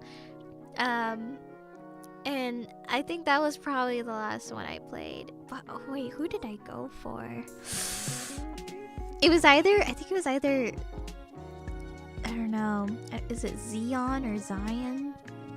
Or Ethan? Actually, I don't remember which one I went for. Wait. Maybe it was the red hair guy, I think so. I think it was him, it has to be, because I think he was like the savage type. I think I have a type. It's either they're super savage or they're like tsundere. They're kind of like the tough guy, you know, like the hard to get tough guy, where they're like, you know, they don't give a shit about you, or like they dislike you but they don't hate you, you know. Those are usually like my type. The ones that are like, I don't know, just like, you're annoying. I like the types. I like the guys who are like, you're so annoying, but then they have like this like soft spot for you. So like, you know, if like something happens to you, then they get like extremely overprotective. Ah! Gosh, I feel so cringe saying this now. But yeah, that's like what the type of guy I go for if it's like that kind of otome game. So okay, I'm still trying. Wait, did I find it? Or I don't know if that's this game. What? I'm trying to find the game that I used to play because that was like my main otome game. I don't know if I can find it. I don't remember what it was called because I don't know if it still exists. Damn it. Yeah, can't find it. I used to play a lot of those, but honestly, I need more girl ones. Like, why can't we have love in deep space but for girls? You know, I want lads, but if it was like girls. I want one like that. Like, I want to know what that feels like if it was girls, you know? Like, yeah, the closest thing is Nikkei. Speaking of Nikkei, I found a gachapon with Nikkei characters on it. I'm sad I didn't get Dorothy on it, but I think I got like N102 or something. It was a character I don't really associate with very often, so yeah. But I want a lads, but if it was all girls, man. I will play it. They might not think so, but I will play it. Like, come on. Come on, Infinity Nikki devs. Please. So yeah. Oh, you know what, guys? I mean, there's a couple women from Infinity Nikki that are very, very, very beautiful. I'm just saying. But yeah. Jenna? Oh yeah, true. I'm a good. Also, hi Peach, this is my first time chatting here. Love your songs and covers.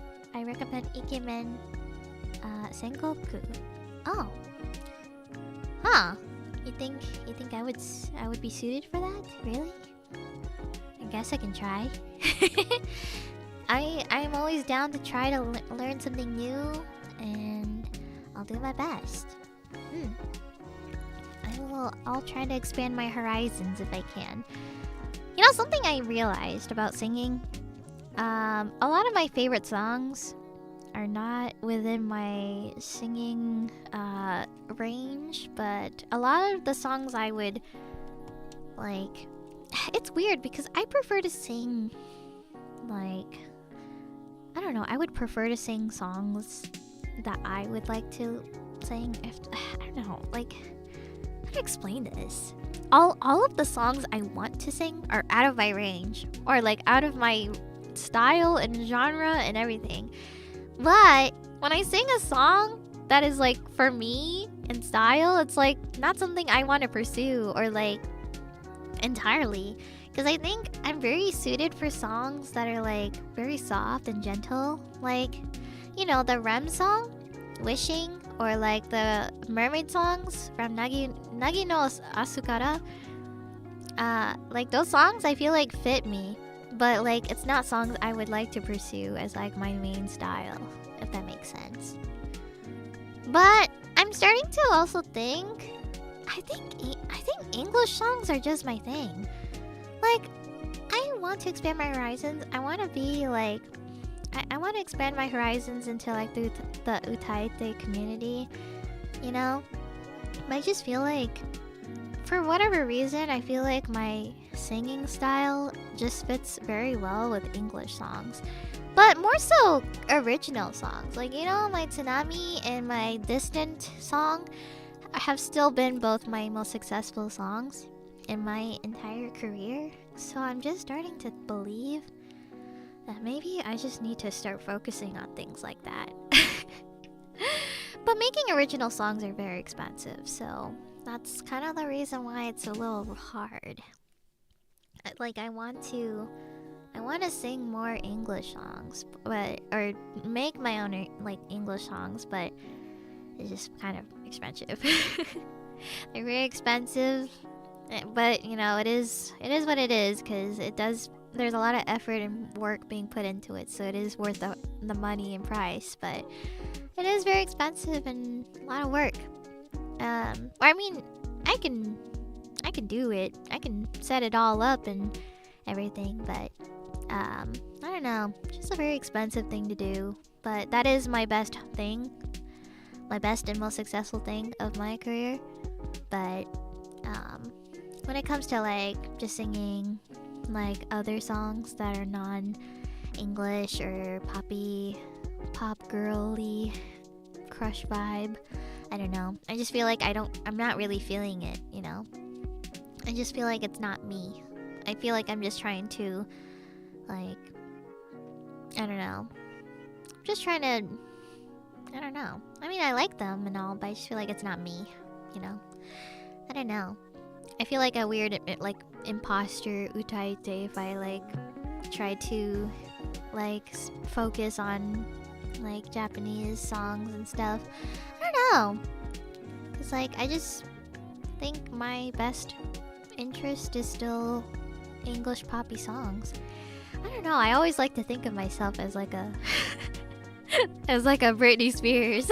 I don't know. Like, I've always said this from the start. Or, like, from realizing it. But I've always thought that I was just the Britney Spears of EN. Like, I think that's just me, like, how my singing, like, genre is. It's just very Britney Spears. I think a lot of the songs I listen to are very... they're all females.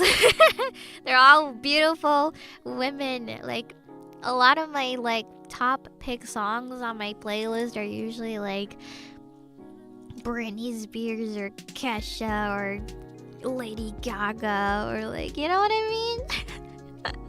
A lot of my popular favorite songs are just from beautiful women. And I think that's just where my music lies in terms of my style. So, yeah. It'd be cool to have Britney Spears karaoke. You know, I actually thought about doing that. But I just haven't done it yet. I think I have a notepad somewhere on my PC at home where it just says Britney Spears karaoke, and it's just a notepad text file of all of the songs I have written down. And you know, some of the songs I need to check to see if they're okay to sing, but yeah. So yeah, Type of Girl is still very iconic to me.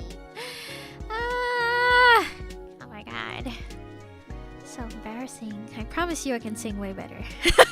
I promise you I sing way better when I'm by myself for that song entirely. But yeah. I don't know. There's some more like Blackpink songs I really like. The one I'm currently looping right now is Lisa's new song with the collab she has with what is it, Doja Cat and I don't know how you pronounce this, Ray or Rye or Ray. It's called Born Again. To be born again, you know that one. To be born again, to be born again, or something like that, you know. Yeah, Born Again is so good. That has been my quick pick song at the moment on my playlist. So yeah. Right now my speed dial music right now is IVE, which is Attitude. I've Attitude is one. I have XG Howling. I have Mini Song Her. I have Lady Gaga's Abracadabra and Stray Kids Giant. I've discovered this one song recently just from like related songs, but this song came up and I thought it was pretty cool. I don't know how to pronounce this group name, but it's like One Us or Ownness. I don't know. The song is called No Diggity. So I learned about that one. And what else? Oh, this song, okay. It's been a really long time since I've seen this person on TV, but Dove Cameron, she has a song called Too Much, and I'm really into it right now. Like I don't know, her song is like really good, but it gives very nostalgic 2000 vibes for some reason, because she sings a lot of songs from Descendants, because she's like the main character for like the first 1 through 3, I think. But I really like that song. Karina's song Up is still my quick pick right now. And also this mini song Blind Eyes Red is also good too.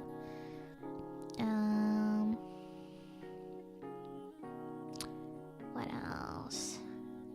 Oh, there was this new song I got into recently. What was it called? Oh, it's Itzy song Ringo. Itzy song Ringo is also stuck in my head as well. That came by recently and I was like, damn. And also XG's new song Is This Love? That one's really good. I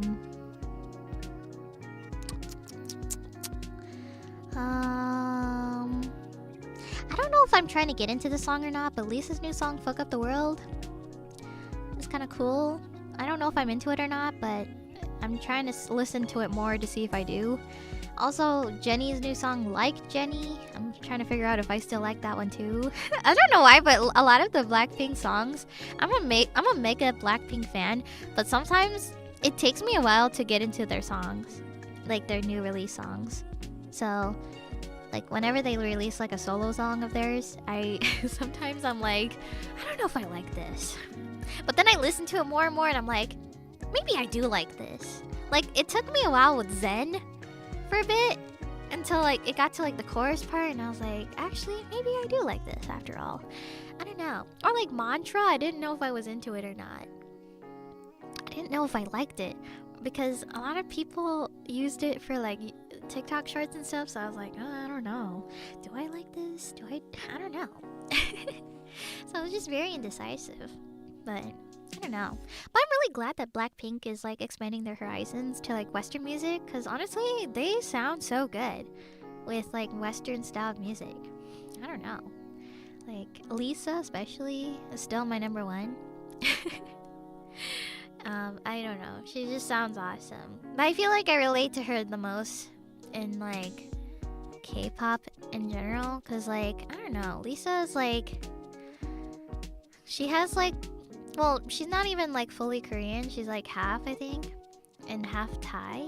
So honestly, I really like her for that, because just like diversity, and you know, I'm also part Thai as well, so in a way it kind of makes me feel like I see myself in her just a little bit.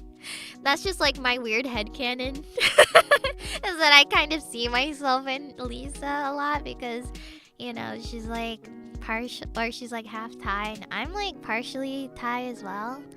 I don't know if I mentioned this, but I think I did once. I don't talk a lot like about it a lot, but I'm not just Hmong, but I'm like partial Thai as well. It comes from my dad's side actually. But it's kind of a complicated story, because the reason why I'm like partial Thai is because my dad is half Thai, I think. But like my dad doesn't speak Thai. He speaks Hmong, so it's just a little complicated. But also, it's because like my dad's parents were like, how do I explain this?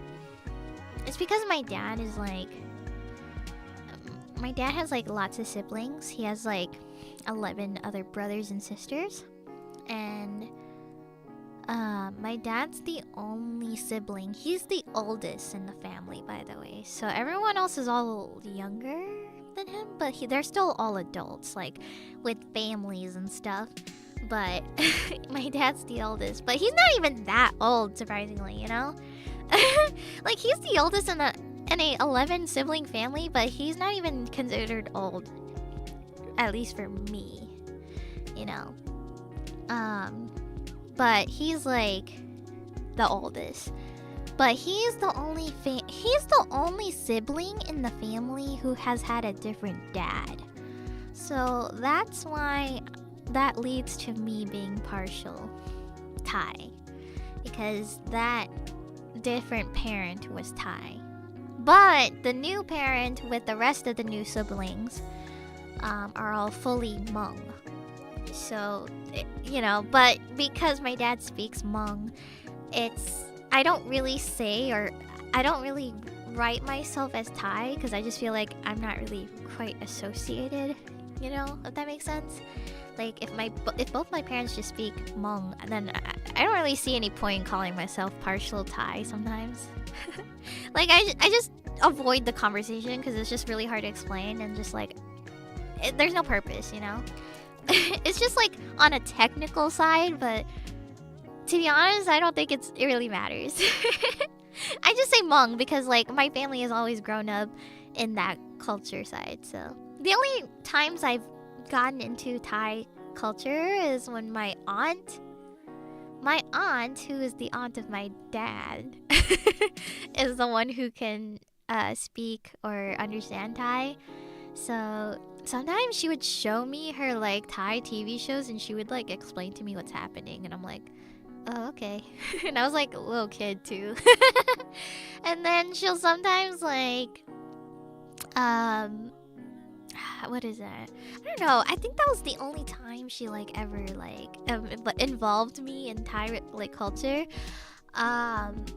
Also music wise, I really like Thai music a lot, actually. Gosh, it's been so long since I listened though, but there was this woman I listened to for a very long time. I don't know if she's still around though. But it was like very, very, very long time ago. I wonder if I can find her. Maybe it's been too long. I forgot. Man. Let me see if I can find her. Maybe not.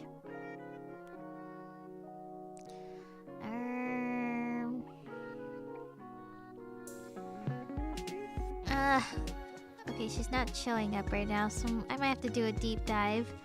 But there was this one woman I listened to, and she was beautiful. There's a guy though that I've been listening to as recently. He's very gulp. Oh my god. There's this guy named Jeff Satur. I don't know if that's how you pronounce it. Jeff Satur or Jeff Sater. But he's really hot. And he is very good at singing. I don't know. If you look him up, his music's pretty great. Jeff Satur. Look him up, guys. He is a baddie. If you want a baddie Thai guy to listen to, girls, I'm just saying, look him up. Listen to his song Ride or Die. Ride or Die, or honestly his Thai music is actually really good too. He does both English and Thai music. So, but you gotta listen to him sing, guys. Ride or Die. Listen to his Ride or Die, or what's the other one? Oh, Dum Dum. Dum Dum is really good too. There's a couple of his Thai music that are also really good too. You should look it up. You can also just filter it by most popular, and those are like his best ones, in my opinion. You should listen to it. He has a really great voice, and he's gorgeous. Like, look at him, he's beautiful. He's very beautiful. He's like K-pop beautiful. So, my suggestion for music. If you're looking to find someone new and you know he's not Korean, yeah, that's my suggestion, guys. So yeah. Okay, let me drink this strawberry yogurt drink.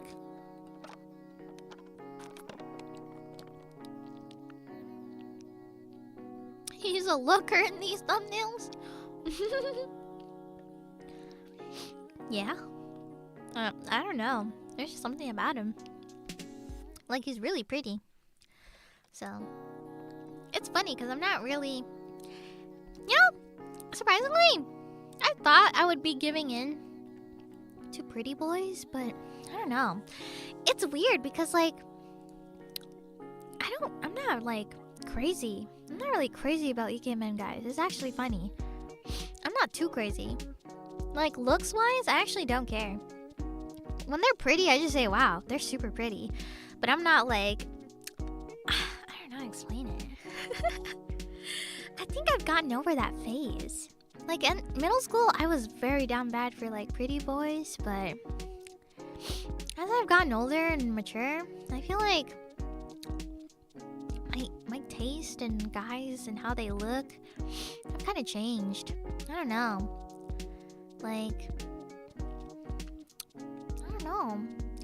Like, I actually don't care much for K-pop dudes anymore. I mean, they're pretty. I'll admit to that. And I'll say, yeah, they're pretty and hot, whatever's. But I don't know. But I'm not crazy.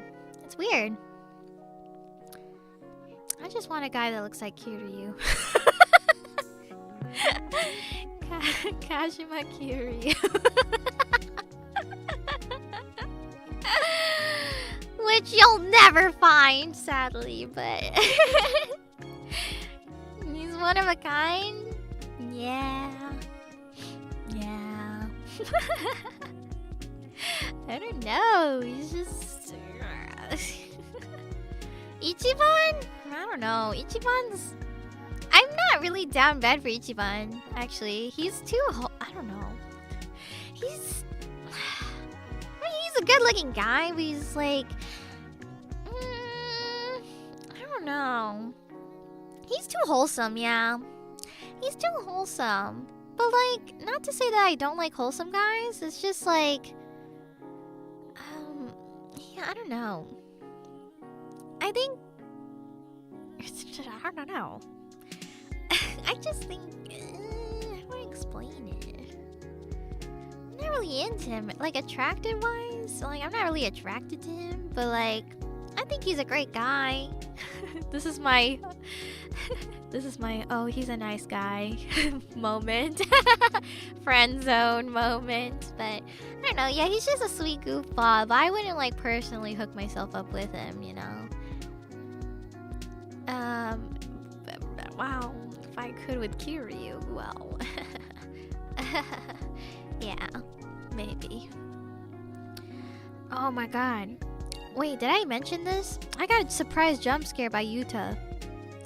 I was in a Japanese taxi, and when I first left the airport, oh my god, the first thing that showed up when I got in the car, I got in the car, and I was like, yeah, blah, blah, blah, take me to the hotel. And then I looked at the TV screen, because like in every Japanese taxi, they have like a TV screen on the back of the left side of the seat. And it plays like random Japanese advertisements in there. But Yuta from Yakuza friggin' showed up out of the blue. And like his IRL actor, he showed up on the side, and I was like, what the?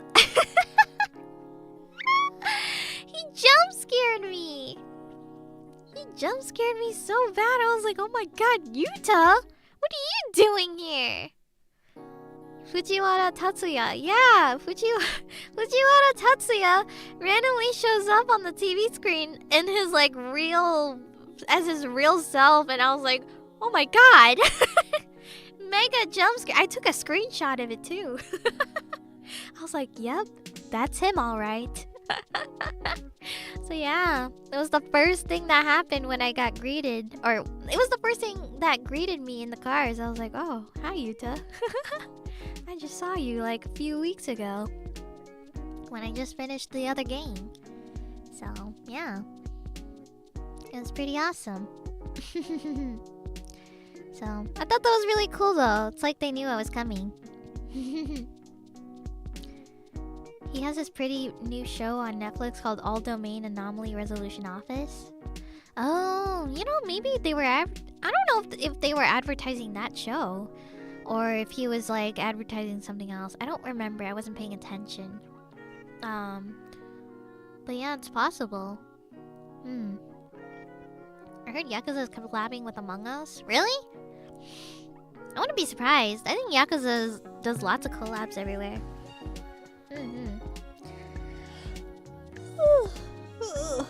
Sorry, I have to stretch.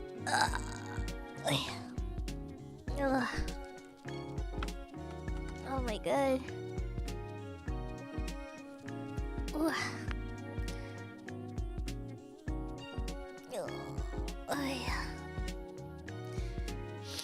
The Seraphim is collabing with Overwatch 2. Oh, I saw the new outfits. They look awesome, but I don't know if I'm convinced to come back to Overwatch, guys. You know, I feel like this is one of those moments where they really want us to come back to Overwatch. Let's be for real, guys. This is one of those moments where I feel like they really want us to come back, you know? Because I feel like a lot of people stopped playing. Especially since Rivals came out too, and I was like, and I'm like one of those people. But then they have the Le Seraphim Part 2 collab, and I was like, interesting. Yeah. They can't get to me with this one. So, Demon Slayer collabing with Maple Story. Oh shit. That won't be enough. I can hold myself back. I did stop playing Rivals too, but to be fair, I have Monster Hunter and I need to play Minecraft. This sucks because I need to finish Monster Hunter Wilds, but I also want to play more Minecraft. But then Inzoi is coming out on the 27th, so I'm like really packed. And I gotta finish Yakuza!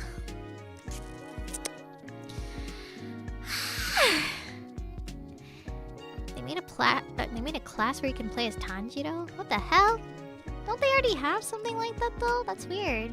Unless it's like temporary, but in Maple Story? It's like a samurai? But like they have like a bunch of those. Valorant died? I'm so sad! I put so many hours into Valorant, guys. Like I genuinely tried so hard. I even tried to get out of gold if I could. Or did I even make it to gold? I don't remember. Or maybe I'm still silver. I don't remember. But I put so many hours into that freaking game, and for what? Gold too? Oh. Yeah, I put so many hours into that game and I just felt like I wasn't getting anywhere. And I felt like I was just always getting super unlucky teammates all the time. Like, it felt like a Rivals moment where it just felt like I was always put on the team that didn't know how to play the game, and then the other team just somehow has a bunch of smurfs. So, I don't know. I'm so sad. I do miss Valorant, but I don't think anyone really plays it. I mean, occasionally I think sometimes the guys do if they can, but I don't know. But Minecraft has been really fun lately, so I'm just like, I don't know. But to be fair, maybe this is a good thing though, cause you know, Valorant grinding, it's whatever. I think I don't know. I just think maybe I need to stop playing grindy games so much. I need to stop playing competitive games, because right now the only thing that really keeps me going is playing competitive games like League, Overwatch, Valorant, or you know, just like those type of games, Rivals. Like I need to avoid those games. I need to actually avoid those games. I genuinely need to find something new. So I think my branching into Minecraft and Monster Hunter Wilds has been a really huge change since then. So I'm just glad. Time to get really big into Warframe? No thanks. I think I'm good. I think I'm good on that one. Mecha Break? Ooh, okay, well... Mecha Break is also PvP, so like, it is kind of in a way competitive. I mean, I enjoy it, but I don't think Mecha Break is something I would play like seriously. I think I would just play it for fun, but other than that, I mean, it's just like a fun game to play. But I do get motion sickness sometimes after a while, but Fragpunk? Everyone's been telling me about Fragpunk. What is it again? Let me look this up. I've been seeing it on Steam a lot. Give me one sec, I'm gonna search it up.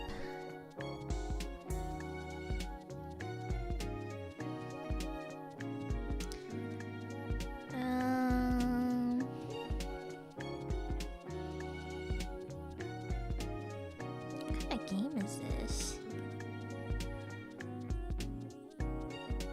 Is this Battle Royale? Let's see. What is this?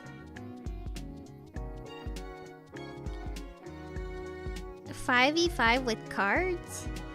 Oh.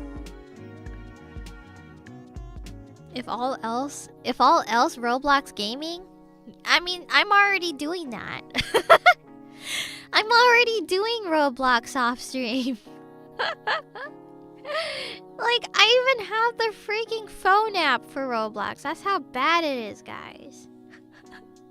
I have Roblox on my phone. I don't even... I just use it for just to browse the marketplace, though. I don't even play any of the servers. I solely have the Roblox app specifically just for using the shop. I don't play games or go in servers on my phone because it's just, I don't like to use the phone controls, you know? Like walking around and stuff and interacting. I just like to use the marketplace. That's the only thing. So that's all I do.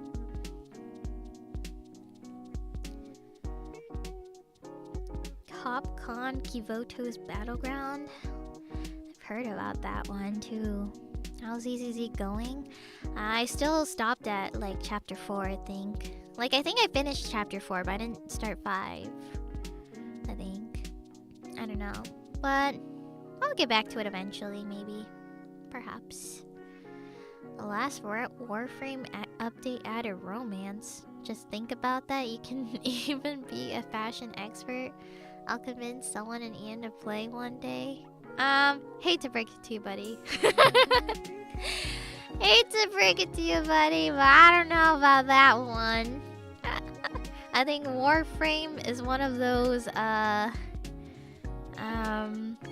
games that you can't exactly come back to easily. I used to love playing that game a lot, but I think I see Warframe as another MapleStory situation. I see it as another MapleStory situation, personally. So, yeah. But don't worry, that doesn't mean I hate it, though. I just think it's a MapleStory situation. But yeah. I also need to get back into XIV. I'm very, very badly behind. I'm still probably like in the first. I think I finished like the first major update patch of Dawn Trail, and that was it. I fought the Lizard Man, and I was like, alright, that's it. And then I did like the first tier raids, normal, and that's about it. I miss XIV so much, guys. Like, I really missed when I was able to just relax on that game and just hang out, spend time with friends, and relax, actually be socially involved in communities and stuff. Like, I think that was when I was the most like sociable person ever. It felt very opening. It felt very open and welcoming in, you know, like XIV community and stuff. Like, I genuinely think if you're actually, yeah, for anyone who's trying to like be socially involved in video games or like be in a social group or whatever, I feel like XIV is like the perfect place for that specifically. I think if you're trying to look for friends or like be part of like a group or something, or like a guild or something, I think XIV is a great place for that. And a lot of places are like, a lot of groups in XIV are very open and welcoming too. Like, you can definitely find a place there for your personal like values and needs and stuff. Like, there's a lot of nice people in XIV, and I think every time the Game Awards happens, I feel like I always would like to vote it for the best community game or whatever, because it's very, very welcoming. And I think my best social experience, or yeah, sociable experience, is XIV for sure. Like, it's not too hard to like make friends on there, you know? It's pretty easy. And I mean, obviously there's ups and downs to it, but like I think overall it's been pretty easy to find friends or like be a part of something on XIV.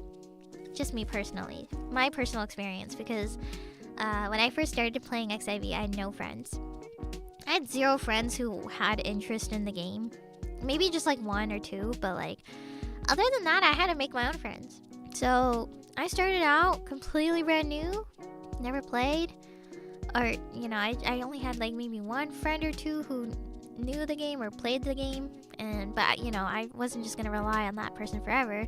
So, you know, just had to play the game and fuck around and find out sort of game.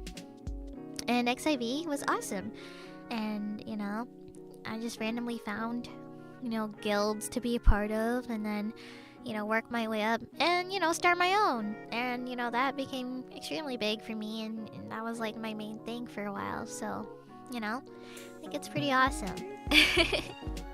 So I really recommend, if you know, want to have a game where you spend time and friends with, I think it's a great place to make friends and stuff. So and if you need advice, let me know, because I've been in every situation.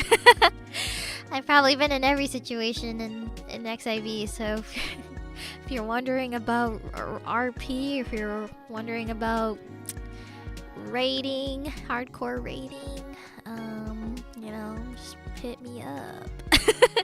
Hit me up, I'll tell you what the ups and downs of those.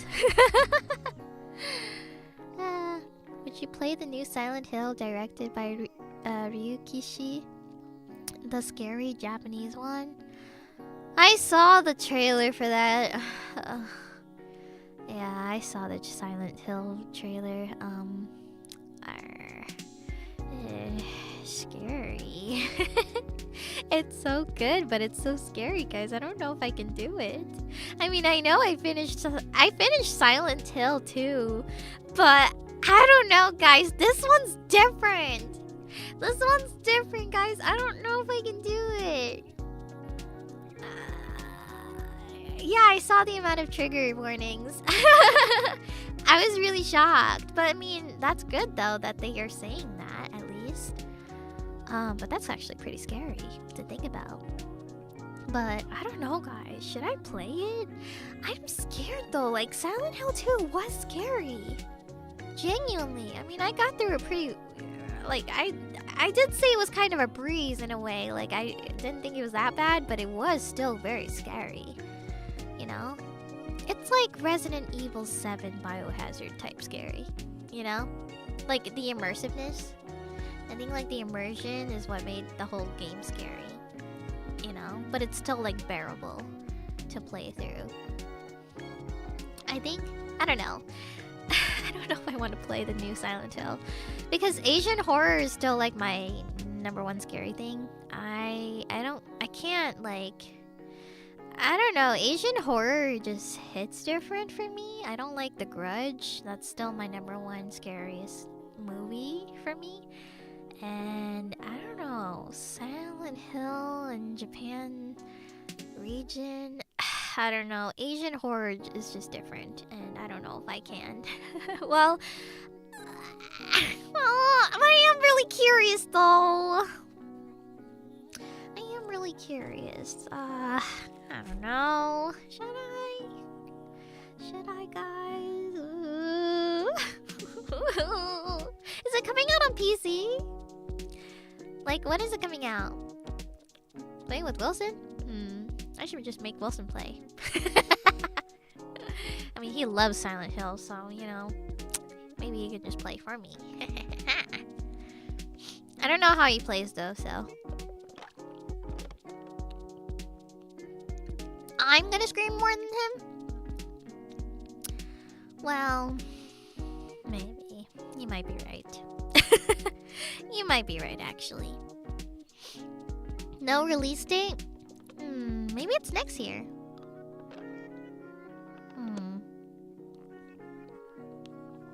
I don't know. Do you think it's like at the beginning of next year? Or like the end of this year?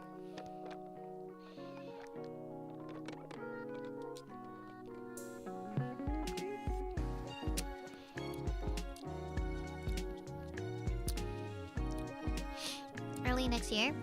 Silent Hill before GTA 6? Oh god. I can't wait for GTA 6 to kill my PC.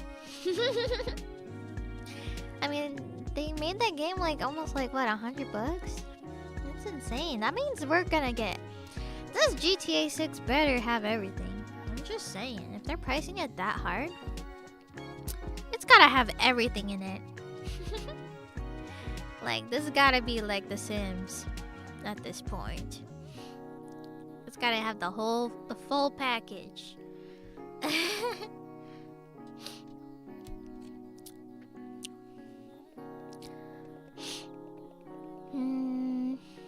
What else? Oh my god, there's so many games. And I'm gonna have a new personal game too to play. Inzoi, man. They made it $100 because GTA 6 cost over $2 billion to make. God damn. 2 billion? Holy shit. I mean, well, GTA is so popular that I feel like they probably will make the money back. I'm gonna be real. I think people will invest in it. And like, I think people will make up that money. Like, I think if you do the math, you might be... I think they probably did it too. They probably did the math and they probably are going to earn that back. But we'll see though, because we don't know how good the game is going to run. Because I know there's probably going to be a lot of problems in the game at the start, you know? Usually. I mean, if it's going to be a hefty game, there's usually going to be lots of problems, so... but I think people will still buy it no matter what, so even... Either way, I think they'll be fine. So, I don't know. Oh my god, I don't know if I can eat this onigiri. Hopefully it'll still be good by then. I'm getting full. This is gonna be my lunch. I just have onigiri, but that's it.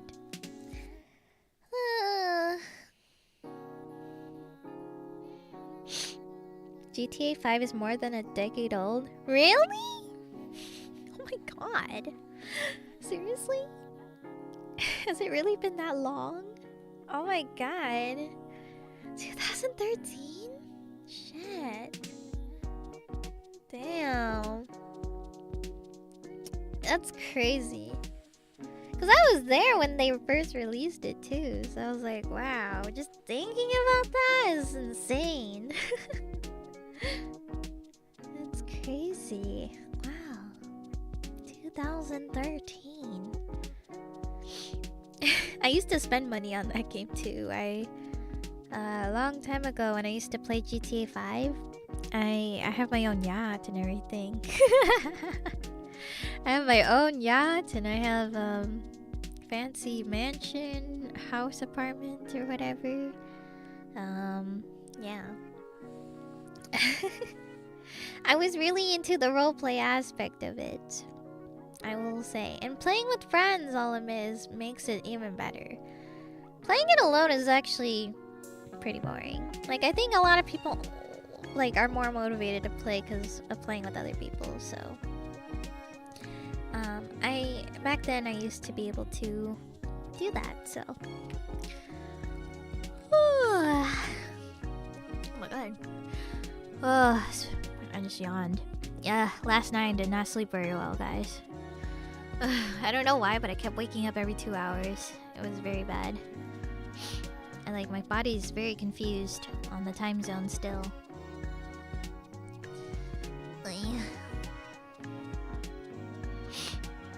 I saw your retweet in the middle of the night. Yeah, because I woke up and I was like, man, I can't go to sleep. Can't go to sleep, man.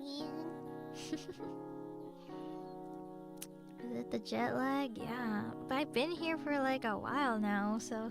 Or at least a few days, so... I don't know. It's been a few days and things still haven't really improved. I keep getting tired too early and that's not good. I can fall asleep pretty easily, but the problem is I just keep getting up easily. So, I don't know what to do. Maybe, I don't know. Well, okay, to be fair though, I've been waking up and forcing myself up at 6 a.m. Or even 5. I've been getting up at 5 to 6 a.m. every day. Mostly just because I want to do stuff before doing work.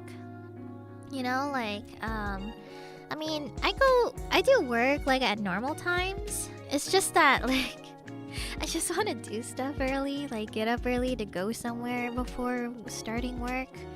Or like, I just want to like, I don't know, just take care of like personal stuff before work. So I've been just getting up really early, but also the other reason why is because I take a while to get ready. Because I like to, you know, do my whole skincare routine and put makeup on, dress up, try on clothes before I leave the hotel. So, you know how that could go. So I always wake up extra early so I know I have plenty of time before then. So, I get up uber early. But that's probably not good. I could be sleeping in and just getting up and going, but instead I take like 2 to 3 hours just to get ready and go out for a little bit to eat something or to do shopping or just go somewhere I want to go and whatever. So, you know, I'm just getting up and walking around and, you know, yeah, I don't know. I just want to take care of that stuff because I don't want to think about it later or feel like I'm in a rush later. So I just do everything early and just rush it then and just try to get it over with. So maybe that's what's messing me up so hard. Like, I should just be waking up at a normal time, like at 9 or 10, and then getting ready for like less than 30 minutes and then going, but I've just been getting up at 6, taking 1 to 2 hours, and then 1 hour of sitting around doing nothing or going out to grab food or whatever. I don't know. And then that's what tires me out at the end so early. But then I wake up early, or wake up easily, because my body is like, ooh, time to get up early. So, I don't know. But I'll figure it out. I haven't been able to sleep in, so I think that's also another problem. Because if I don't sleep in, then I'm not going to be able to stay up longer. So I think that's also another reason. And I'm just not I'm not staying asleep throughout the whole thing.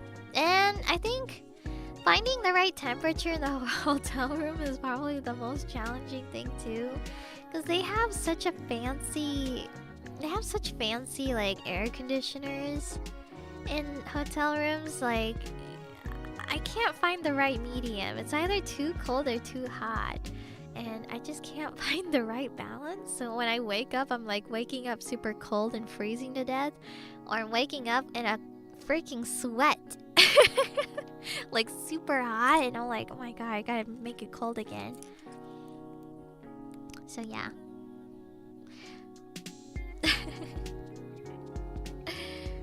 So I don't know.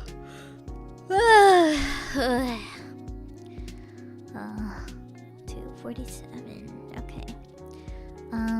In about 15 minutes, I might try to wrap it up soon.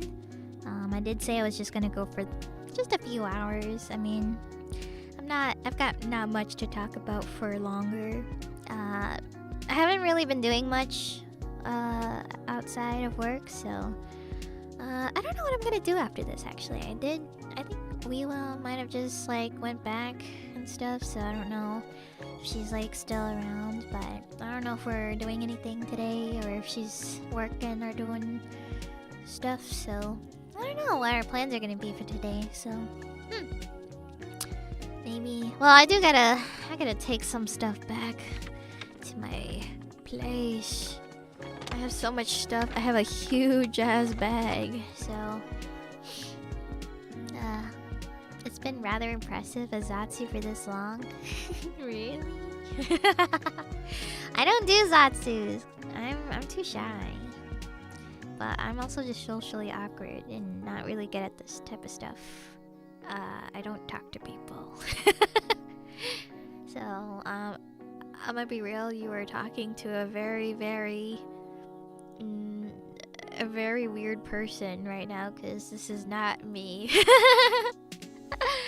This is not me. If you like talk to the real me, you would not even be able to talk to them, to be honest. The last Zatsu turned into Minecraft? Oh yeah, see? I told you guys, I'm so bad at Zatsus that I literally just start playing something in the background because I just don't like staring at myself and talking, because it feels the equivalent of being on stage. So like, I feel like I'm here standing, like, I feel like I'm doing stand-up comedy, you know? Like, somebody just told me to do stand-up comedy on the stage and just told me to talk to people. Like, that's how I feel. So, I don't know.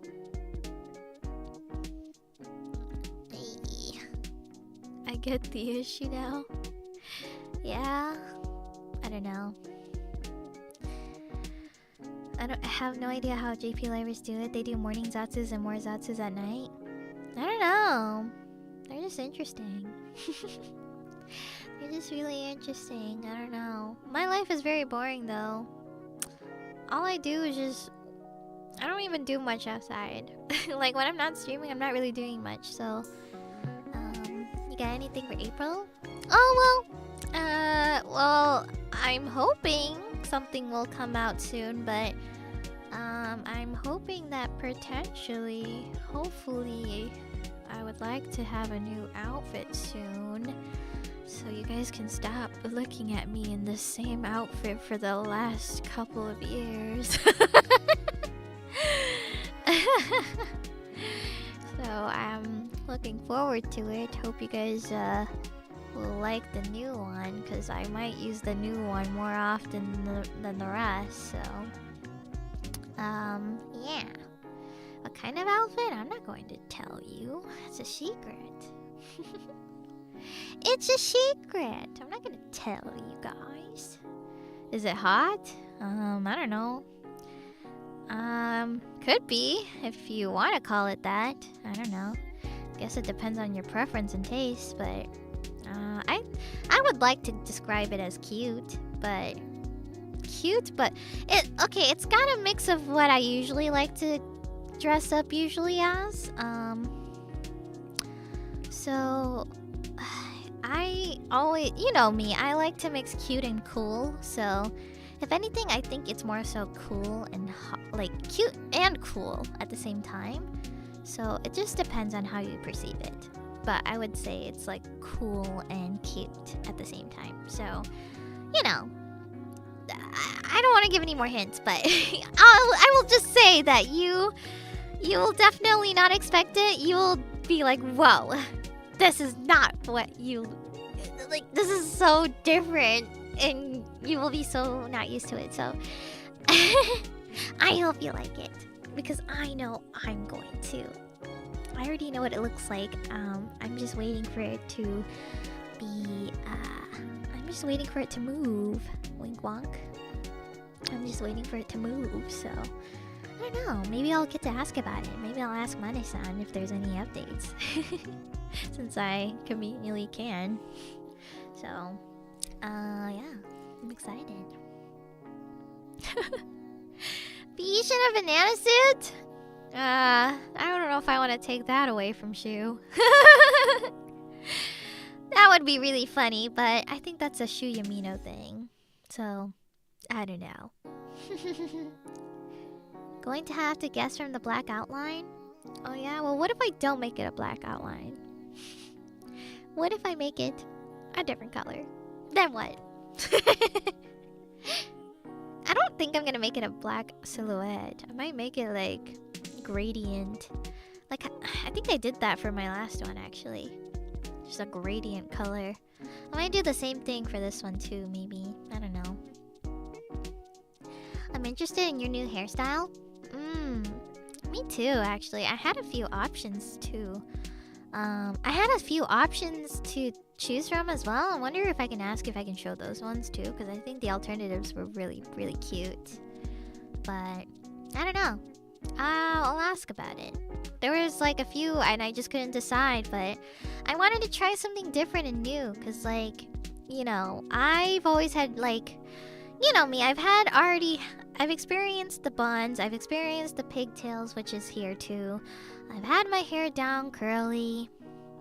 I've had short hair. I've had side ponytail-ish, or, you know, ponytail, long ponytail. So it's like, what's left, you know? What's left that I still like? And, you know, I decided to choose this one particularly because I just think I've never had this one at all. So, bald beach, no! No, I'm not going bald. That would be funny though, but no! I will say though, this new hairstyle I chose, it's definitely not what I've done before, so we'll see. Perhaps it won't be, well, you know me. I've always had curly hair, so you can probably guess what maybe would be different this time. And you know, I've experienced really short hair and medium and long. So what's left, I wonder? I'm just saying.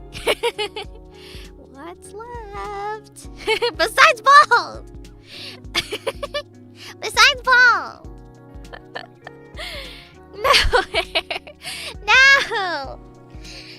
No! No! No. What the fuck, guys? Afro? No. Guess you'll just have to find out. But I'm pretty sure once I show the silhouette, it'll be super obvious, so once I show the silhouette, you'll be like, oh my god, it's so obvious. Well, not super obvious. I think no one's gonna get the colors right, I think. I don't think anyone will get the colors right, because I've got a lot. Well, actually I don't really have that many colors, but I just think the overall color scheme is gonna be insane. So but yeah, I think it's pink. Well, I mean, I don't know if I can give any more hints, guys, but let's just say it's not just one. And it's not just two. Who knows? Who knows? We'll see. We'll see. RGB? No. That's not RGB. That's no. Ew. No. Not RGB. Definitely not that. I think it complements me very well, I think. So I don't know. You'll just have to say. I'm very excited. Normally I do something very fancy, usually for outfits, but I think this time I'm going to be pretty relaxed. So 100% RGB fish. Imagine having a slider for your hair color. I mean, technically I could. Maybe not for my hair alone, but I can put an RGB filter on me and just change the colors. But then I would change entirely. So I don't know about that. Well, we'll see. By the way, I do have another... I guess just to wrap things up in a few minutes here, but... I have another waiting room, but I haven't published it yet because I'm still waiting for confirmation on it, because... Basically, I wanted to put the silhouette of the guest on the thumbnail. It's probably gonna be extremely obvious, but I still want people to know who it might be or like who it is, basically from the thumbnail. Because, you know, I just don't want anyone to miss it, basically, you know? Like, if I just put a generic person silhouette, it would be really hard to tell who it is, and maybe it wouldn't really be interesting.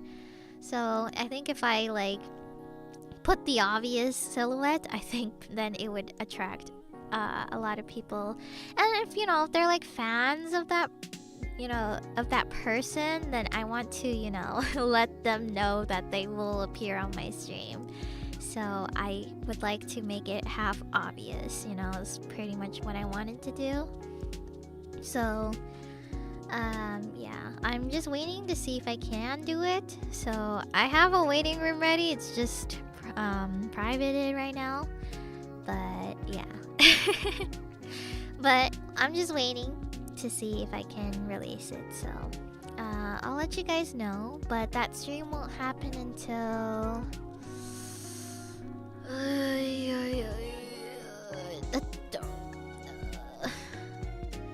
The 21st? Question mark? Is this in JST? Okay, I think it's gonna be so same time as today, 9 p.m. PST. On the 21st. So 21st, same time as today. 7 p.m. PST. Yeah. So it should be that. Sorry, I'm trying to convert the time zones in my head, but yeah, it should be that. So, yeah, not too far away. I mean, I pretty much tried to make it so I had a stream every other day. After Awiwa Karaoke? Yeah, it's actually right after Awiwa Karaoke. And Awiwa's gonna be part of it too, so I will have to be there. But, yeah. Jisoo goes to Japan! No, it's so funny!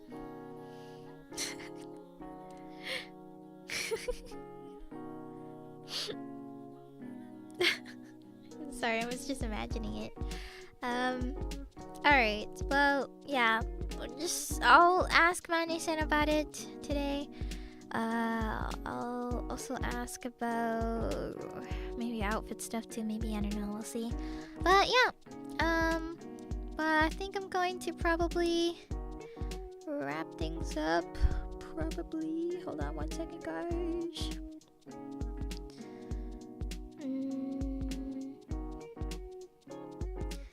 One second, I'm just checking if I have any pings and stuff. One second.